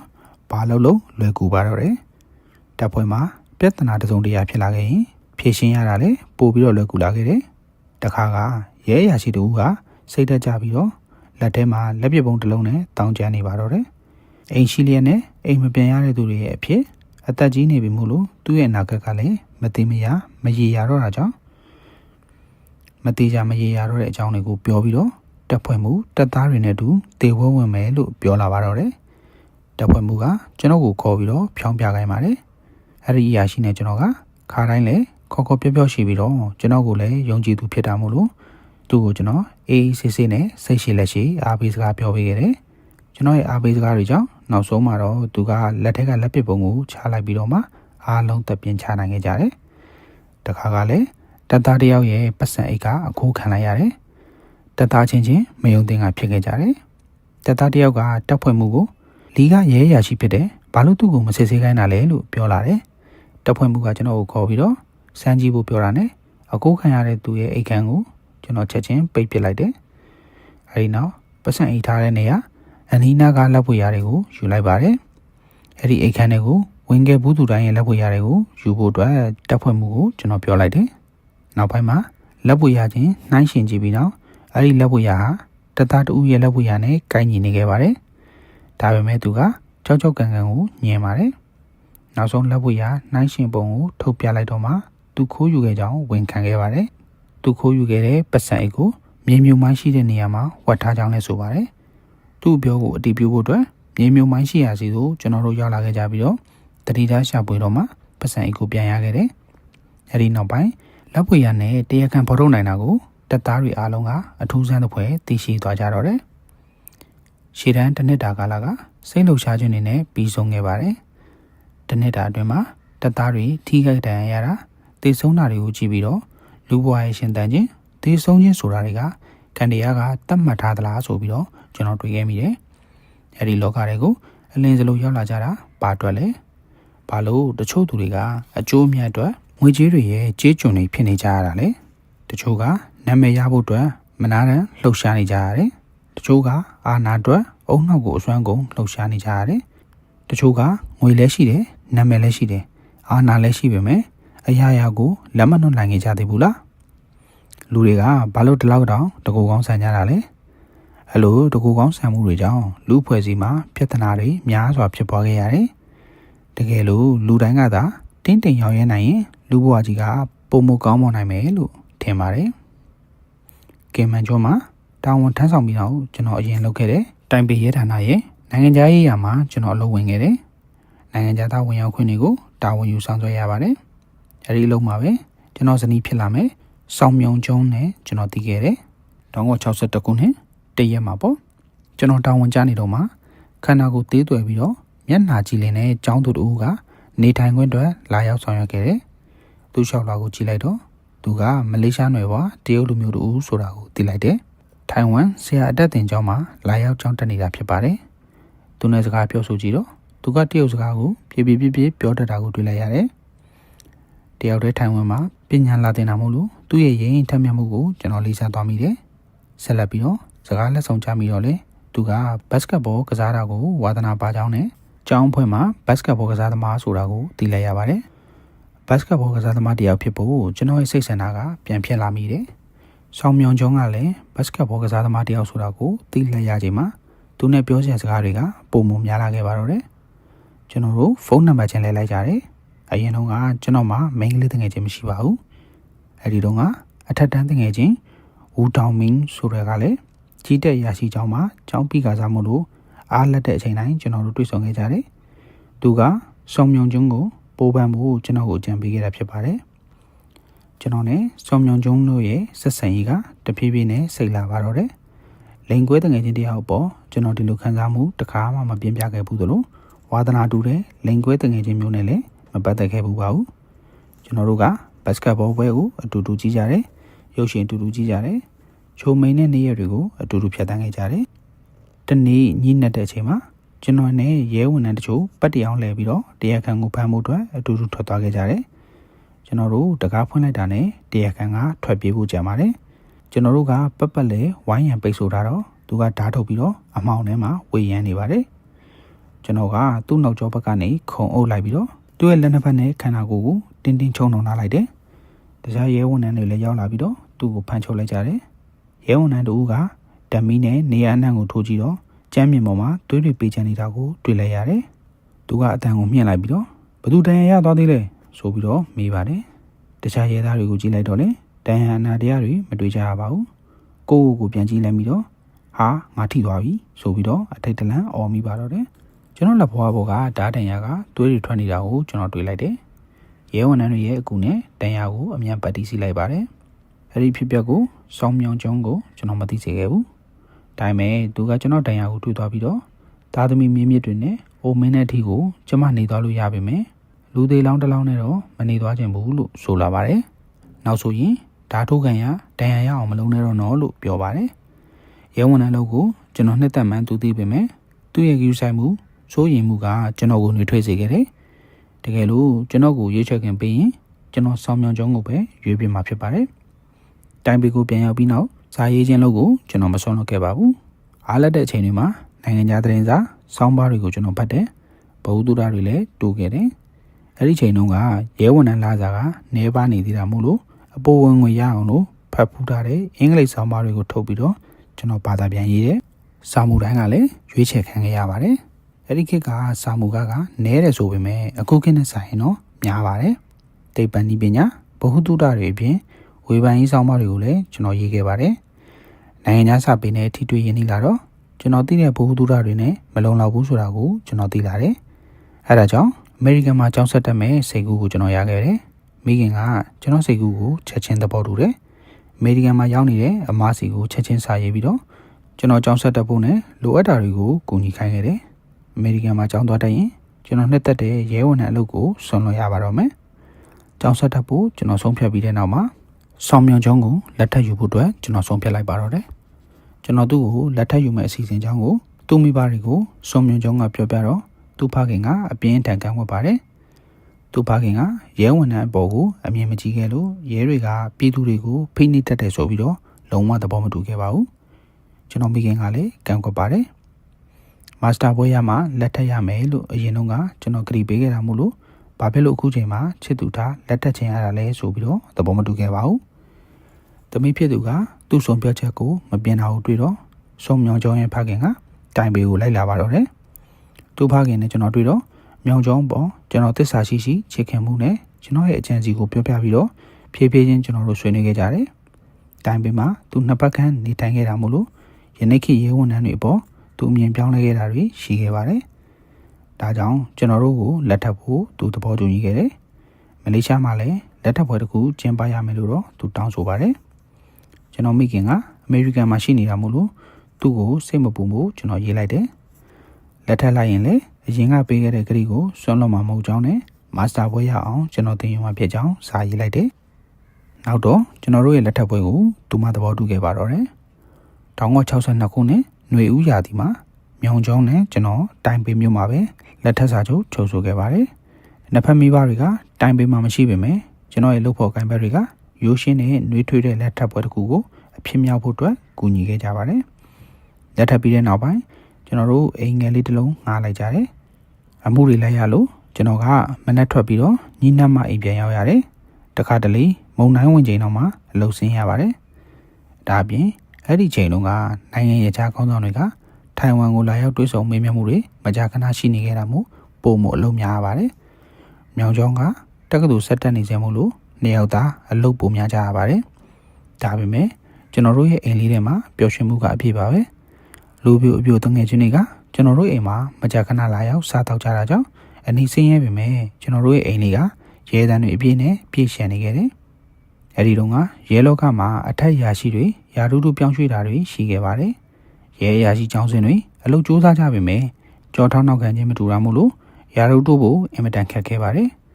အစိုးရကပြောင်းလဲလို့ရှိပေမဲ့ကျွန်တော်ဘဝတိုးတက်ဖို့အတွက်ကျွန်တော်ကိုယ်တိုင်စီမံရတော့မယ်လို့ထင်ခဲ့မိပါတယ်မြောင်ကျောင်းကလည်းကျောင်းပြီးပြီမို့လို့ကျွန်တော်မာစတာတန်းဆက်တက်ပြီးတော့လူ့ဝစာမျက်နှာအသစ်ကိုဖွင့်လှစ်ဖို့အတွက်အချိန်ရောက်လာပါပြီဒီလိုနဲ့မြောင်ကျောင်းကျောင်းပြီးတဲ့နောက်မှာရဲဝန်ထမ်းလုပ်ကနေကျွန်တော်နှုတ်ထွက်လိုက်ပါတယ်နှစ်20ကျော်နေထိုင်ခဲ့တဲ့ထိုင်ဝမ်ကြီးကိုဆွန့်ပြီးတော့မလေးရှားနိုင်ငံဆာရဝတ်ကိုပြောင်းခဲ့ပါတယ်မြောင်ကျောင်းရဲ့ဖခင်ကအဲ့ဒီဒေသမှာတရုတ်အကြီးအကဲမှုလို့လူတွေယူသေးလေးစားရှိကြပါတယ်အဲ့ဒီနေရာမှာကျွန်တော်တို့မင်္ဂလာတပွဲထပ်မံကျင်းပကြတယ်ထိုင်ဝမ်မှာစာချုပ်လက်မှတ်ရေးထိုးခဲ့ပြီးပြီမို့လို့အခုမလေးရှားမှာတော့မင်္ဂလာထပ်ဆောင်တော့မိတ်ဆွေတချို့ကတော့ကျွန်တော်ကိုမိန်းမထပ်ယူတယ်လို့နောက်ပြောင်းကြပါတယ်ဘယ်လိုပဲဖြစ်ဖြစ်နှစ်ကြိမ်စလုံးကကိုချစ်တဲ့သူတယောက်တည်းနဲ့ပဲကျွန်တော်လက်ထပ်ခဲ့တာဖြစ်ပါတယ်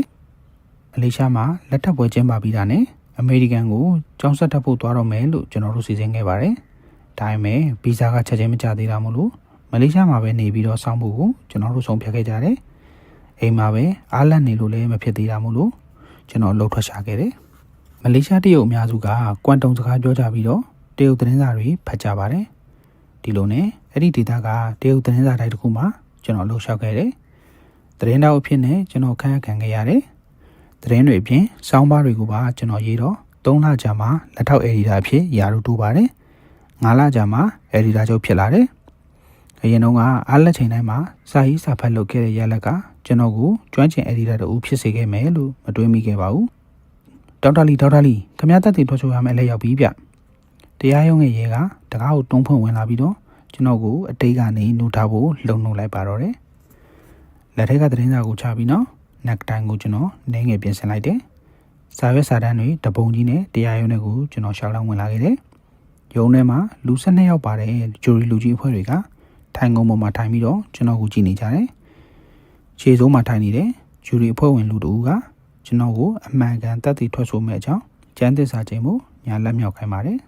ကျန်းချိန်ပြီးနောက်သူကစတင်ပြီးတော့မေးမြန်းมาတော့တယ်ဒီမဲ့ဒေါက်တာလီရှေ့ကအမှုစစ်ရဲတွေစုံစမ်းစစ်ဆေးမှုတွေကိုကျွန်တော်တို့ကြားနာခဲ့ပြီးပါပြီဒါပေမဲ့ဒါကတိုက်ဆိုင်မှုတစ်ခုလိုမျိုးဖြစ်နေပါတယ်ရောနာကဂျိုအန်နာကိုတတ်တဲ့တကယ်တရားခံဟုတ်မဟုတ်ကိုဆုံးဖြတ်ဖို့ခံနေပါသေးတယ်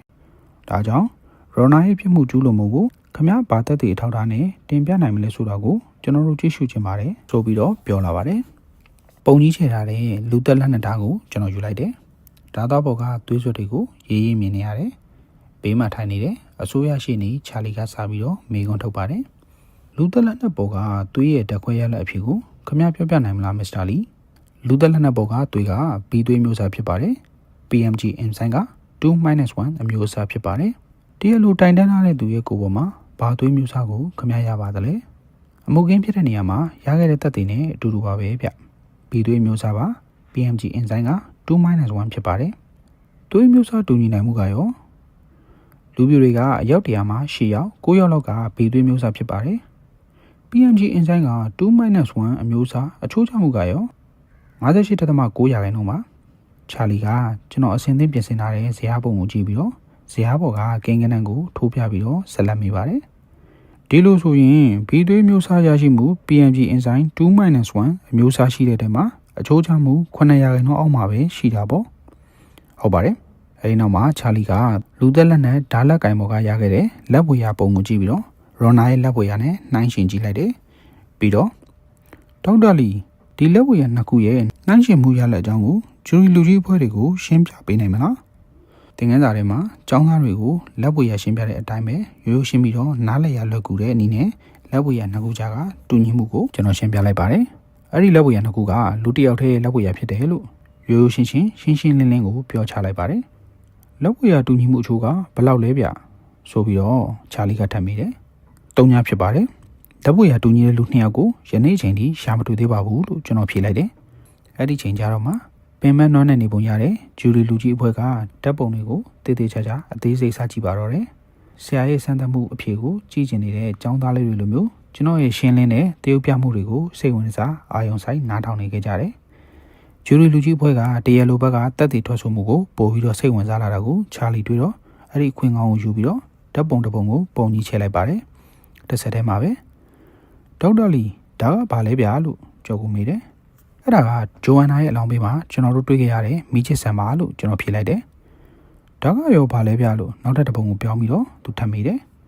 ဒါကအခင်းဖြစ်တဲ့နေရာမှာကျွန်တော်တွေ့ခဲ့ရတဲ့မိချစ်ဆန်မှုဖြစ်ပါတယ်ဓာတ်ပုံတစ်ပုံကိုရှင်းထားပြီးတော့သူကမေးပြန်တယ်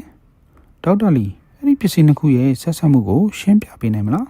းမူခင်းဖြစ်တဲ့နေရာကရခဲ့တဲ့မိချစ်ဆန်ရဲ့ဓာတ်ပုံကိုမိချစ်ဘူးဓာတ်ပုံပေါ်မှာထားပြီးတော့ကျွန်တော်တို့ရှင်းပြတယ်အဲ့ဒီမိချစ်ဆန်ဘူးရဲ့အောက်ခြေမှာစက်ကူအမြင့်အစင်းကြောင်းတွေကိုစုပ်ပြီးတော့ထားရတဲ့အရာကိုကြည့်ရင်အဲ့ဒီမိချစ်ဆန်ကအဲ့ဒီမိချစ်ဘူးတွေကနံပါတ်3ကြောင်းမြောက်မိချစ်ဆန်ကြိုးရနဲ့ဆက်ဆက်လို့ရနေပါတယ်တဆင့်တက်ပြီးတော့တက်ခွဲကြည့်လိုက်တော့စက်ကူအရေးသွေးနဲ့အဆစ်ဓာတ်ကလည်းတူညီနေပါတယ်အဲ့ဒါကြောင့်မို့လို့မူခင်းဖြစ်တဲ့နေရာကရရှိခဲ့တဲ့မိချစ်ဆန်ကဒီကတ်ထူမိချစ်ဘူးတွေကနေချိုးယူလိုက်တဲ့မိချစ်ဆန်ဖြစ်ပါတယ်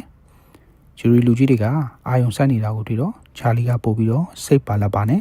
ပလတ်စတစ်အိတ်အကြီးထဲမှာထည့်ထားတဲ့ဖနက်ကြိုးကိုပြပြီးတော့ဒေါက်တာလီအိတ်ထဲကဘာလဲဆိုတာကိုပြောပြပေးနိုင်မလား အဲ့ဒါကဂျိုအန်နာရဲ့လက်ကိုတုံနှောင်ထားတဲ့ဖက်နှချိုးပါဖက်နှချိုးပေါ်ကအနီရောင်ကရောဘာလဲဗျအဲ့ဒီအနီရောင်ကအနီရောင်အိတ်တုပ်ဆေးတစ်မျိုးဖြစ်ပါတယ်တစ်ဆက်တည်းမှာပဲတခြားပလတ်စတစ်အိတ်အကြီးကိုပြပြီးတော့အဲ့ဒီအိတ်ထဲကရောဘာလဲဗျလို့ချာလီကမေးပြန်တယ်ဒီကတော့ရိုနာဒိုအိမ်မှာရဲတွေတင်ဆက်ရခဲ့တဲ့တခြားဖက်နှချိုးတစ်ခုပါအပေါ်ကအနီရောင်ကရောဘာလဲဗျအဲ့ဒါကအနီရောင်တုပ်ဆေးတစ်မျိုးပါပဲချာလီကခက်တက်ခဏရပ်နာပြီးတော့စကားကိုဆက်ပြီးတော့ပြောပါတယ်ဒီတက်တဲ့ကံပစ္စည်းတွေကိုနှိုင်းယှဉ်ကြည့်ခြင်းအပြင်ဂျိုယန်နာကိုတက်တဲ့တရားခံကရိုနာပဲဆိုတာဟုတ်ပါသလား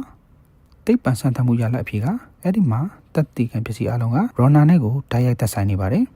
်တိကျပြတ်သားတဲ့အတန်းနဲ့ကျွန်တော်ဖြေလိုက်တယ်ဒီလိုနဲ့အစိုးရရှိနေရဲ့မေးမြန်းမှုကပြီးဆုံးသွားပါတယ်ထိုင်ကုန်ပေါ်ကဂျူရီလူကြီးဖွဲ့ကလည်းကျွန်တော်ကိုရင်းနှီးစွာခေါင်းချင်းပြရင်းနဲ့နှုတ်ဆက်ပါတယ်ကျွန်တော်ရဲ့တိတ်ပန်ဆန်းသမှုရှင်းလင်းချက်တွေကိုလည်းသူတို့နားလဲသဘောပေါက်လိမ့်မယ်လို့ကျွန်တော်တွေးလိုက်တယ်တရားရုံးအပြင်ကိုထွက်လိုက်တာနဲ့သတင်းတောက်တွေကကျွန်တော်နားမှာဝိုင်းအောင်လာကြပြီးတော့တက်သေးထွက်ဆိုမှုရလက်တွေကိုသူ့ထက်ကအလူရဝိုင်းမိကြပါတော့တယ်ပင်ပင်ပန်းပန်းဆောင်ခဲ့ရတဲ့သတင်းတောက်တွေကိုကျွန်တော်ပြုံးပြပြီးတော့ sorry ပါဗျာခင်ဗျားတို့ကိုအကြိုက်ရိုက်တာတော့မဟုတ်ပါဘူးယူရီလူကြီးအဖွဲ့စီကိုတက်သေးထွက်ဆိုခဲ့တဲ့ထွက်ဆိုမှုနဲ့ပတ်သက်ပြီးတော့အပြင်ကိုမပေါက်ကြားစေရဘူးလို့တရားခွင်မှာကျွန်တော်ကြမ်းကြိမ်ခဲ့တဲ့အတွက်ခင်ဗျားတို့ကိုပြောပြဖို့အဆင်မပြေပါဘူးလို့ပြောလိုက်ပါတယ်ကျွန်တော်စီကသတင်းမရတော့သတင်းနောက်အဖွဲ့တွေကတဖြည်းဖြည်းနဲ့လူစုကွဲသွားကြပါတယ်တရားရုံးကနေကျွန်တော်ထွက်ခွာမလို့ပြင်ဆင်တော့အမျိုးသမီးသတင်းနောက်တို့ကကျွန်တော်နောက်ကိုလိုက်ပြီးတော့သူ့ကိုယ်သူမိတ်ဆက်တယ်သူက Connecticut ပြည်နယ် Celebrity Magazine ကသတင်းတောက်တူဖြစ်ပါတယ်ရုံးပြင်မှာသူစောင့်နေခဲ့တာကြာပြီမို့လို့ကျွန်တော်ကအားနောက်ဆောင်နေတကယ်ပဲဒီနေ့အကြောင်းအရာကိုကျွန်တော်ပြောလို့မဖြစ်ဘူးလို့ပြောလိုက်ပါတယ်ဒီနေ့မှုနဲ့ပတ်သက်ပြီးတော့ကျွန်မမေးမှာမဟုတ်ပါဘူးဒေါက်တာလီရဲ့အကြောင်းကိုစာရပုတ်ရေးခြင်းလို့ပါလို့သူကအားရဝမ်းသာပြောလာပါတယ်ဘာမှနာမည်ကြီးတဲ့သူမှမဟုတ်တာကျွန်တော်အကြောင်းရေးဖို့မရှိပါဘူးမဟုတ်ပါဘူးဒေါက်တာလီကထိုင်ဝမ်ကနေအမေရိကန်ကိုကျောင်းသားဖြစ်နေရောက်လာတယ်အဲ့ဒီနောက်ပါမောက္ခဖြစ်သွားတယ်ပါမောက္ခကနေပြည်내အစိုးရဌာနတခွဲကညွှန်ကြားမှုဖြစ်သွားတယ်အဲ့ဒီနောက်ဒေါက်တာလီရုံးကန်နေရတဲ့ဘဝကစာအုပ်တို့ရေးလို့ရနိုင်ပါတယ်သတင်းတော်အမျိုးသမီးကအကျိုးအကြောင်းနဲ့ပြောပြလာခဲ့တဲ့အဆုံးမှာသူ့ကိုအင်တာဗျူးကိုညှင်းဆန်ရခဲ့တာကြောင့်တရားရုံးရှိကဂုံတန်းမှာသူနဲ့တူထိုင်ချလိုက်ပြီးတော့အမေရိကန်မှာဂျုံတွေ့ဖြစ်တန်းခဲ့ရတဲ့ကျွန်တော်ရဲ့ဘဝကိုစတင်မိတ်ဆက်လိုက်ပါတော့တယ်ဂျိုအန်နာရဲ့အမှုကကော်နက်တစ်ကက်ပြည်နယ်မှာမျက်မြင်သက်သေမရှိတဲ့ပထမဆုံးသောသိပ္ပံပညာနဲ့ဖော်ထုတ်ခဲ့တဲ့အမှုဖြစ်လာပါတယ်ဂျူရီလူကြီးအဖွဲ့ကရိုနာကိုတရားဝင်ဆွဲချက်တင်မတင်ဆိုတာကိုလူတိုင်းကစောင့်ကြည့်နေခဲ့ကြတယ်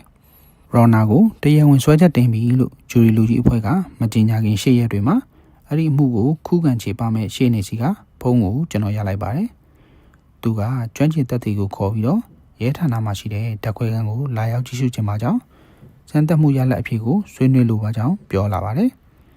အရင်တော့ကရဲဌာနဓာတ်ခွဲခန်းကအပြင်လူဝင်မရတဲ့နေရာပါအပြင်လူဝင်ရောက်ကြည့်ရှုနိုင်အောင်တကားမှဖွင့်မပေးခဲ့ပါဘူးတန်တရားရှိသူဘက်ကခုခံချေပမဲ့ရှေ့နေလည်းဝင်ခွင့်မရှိပါဘူးဒါပေမဲ့ဓာတ်ခွဲကညွှန်ကြားမှုအဖြစ်ကျွန်တော်စပြီးတော့တာဝန်ထမ်းဆောင်ပြီးတဲ့နောက်မှာအပြင်လူကိုဝင်လေ့လာဝင်ပေးခဲ့ပါတယ်။တန်တရားရှိသူဘက်ကရှင်းတွေကိုလည်းဝင်ခွင့်ပေးခဲ့ပါတယ်။ဒါမှဓာတ်ခွဲကရဲ့ယုံကြည်အားကိုးမှုနဲ့အကျိုးရှိရှိတည်ဆောက်နိုင်မှာဖြစ်ပါတယ်။အခုချိန်မှာအမေရိကန်အနေနဲ့ရဲကရဲဌာနဓာတ်ခွဲကတွေကိုအပြင်လူတွေဝင်ရောက်လေ့လာနိုင်မှုအတွက်ဖွင့်လှစ်ထားပြီးဖြစ်ပါတယ်။တန်တရားရှိသူဘက်ကရှင်းနေနဲ့သူတို့ရဲ့ကျွမ်းကျင်သက်သေကိုဓာတ်ခွဲကတွေကိုကျွန်တော်ဥဆောင်ခေါ်ခဲ့ပါတယ်။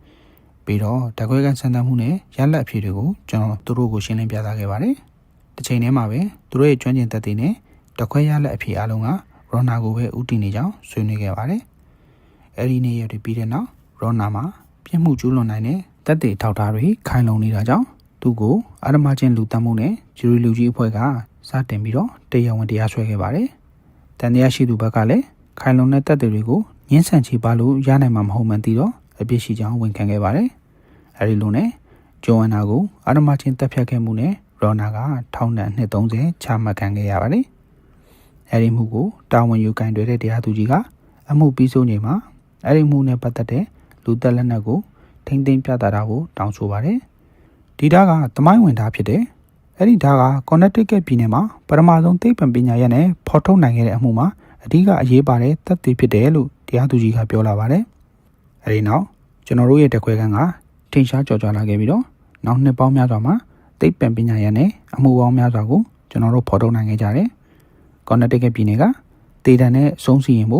စောင့်ဆိုင်နေတဲ့တရားခံ10ယောက်ရှိပါတယ်အဲ့ဒီတရားခံ10ယောက်စလုံးကကျွန်တော်တို့တက်ခွဲခန်းနဲ့တရားရုံးမှာတက်သေးထွက်ဆိုမှုကြောင့်အပြစ်ပေးခံရမယ့်သူတွေဖြစ်ပါတော့တယ်ပျောက်ဆုံးသွားသောကောင်းပါလေဇလန်လေးကဒီနေရာမှာတင်ပြီးဆုံးပါပြီအဆုံးထိလိုက်ပါနာစီမိကြသောပရိသတ်ရောက်ချင်းစီတိုင်းကိုအထူးပင်ကျေးဇူးတင်ရှိပါတယ်ကျွန်တော်ရဲ့ channel လေးကိုလည်း like and subscribe လုပ်ပြီးတော့အသစ်တင်သမျှသိရှိနိုင်မှုဘေးနား notification ခေါင်းလောင်းလေးကိုနှိပ်သွားပေးကြဖို့ထပ်မံတောင်းဆိုလိုက်ပါရစေအားလုံးကိုကျေးဇူးတင်ပါတယ်ကျမ်းမရှင်လာပါစေ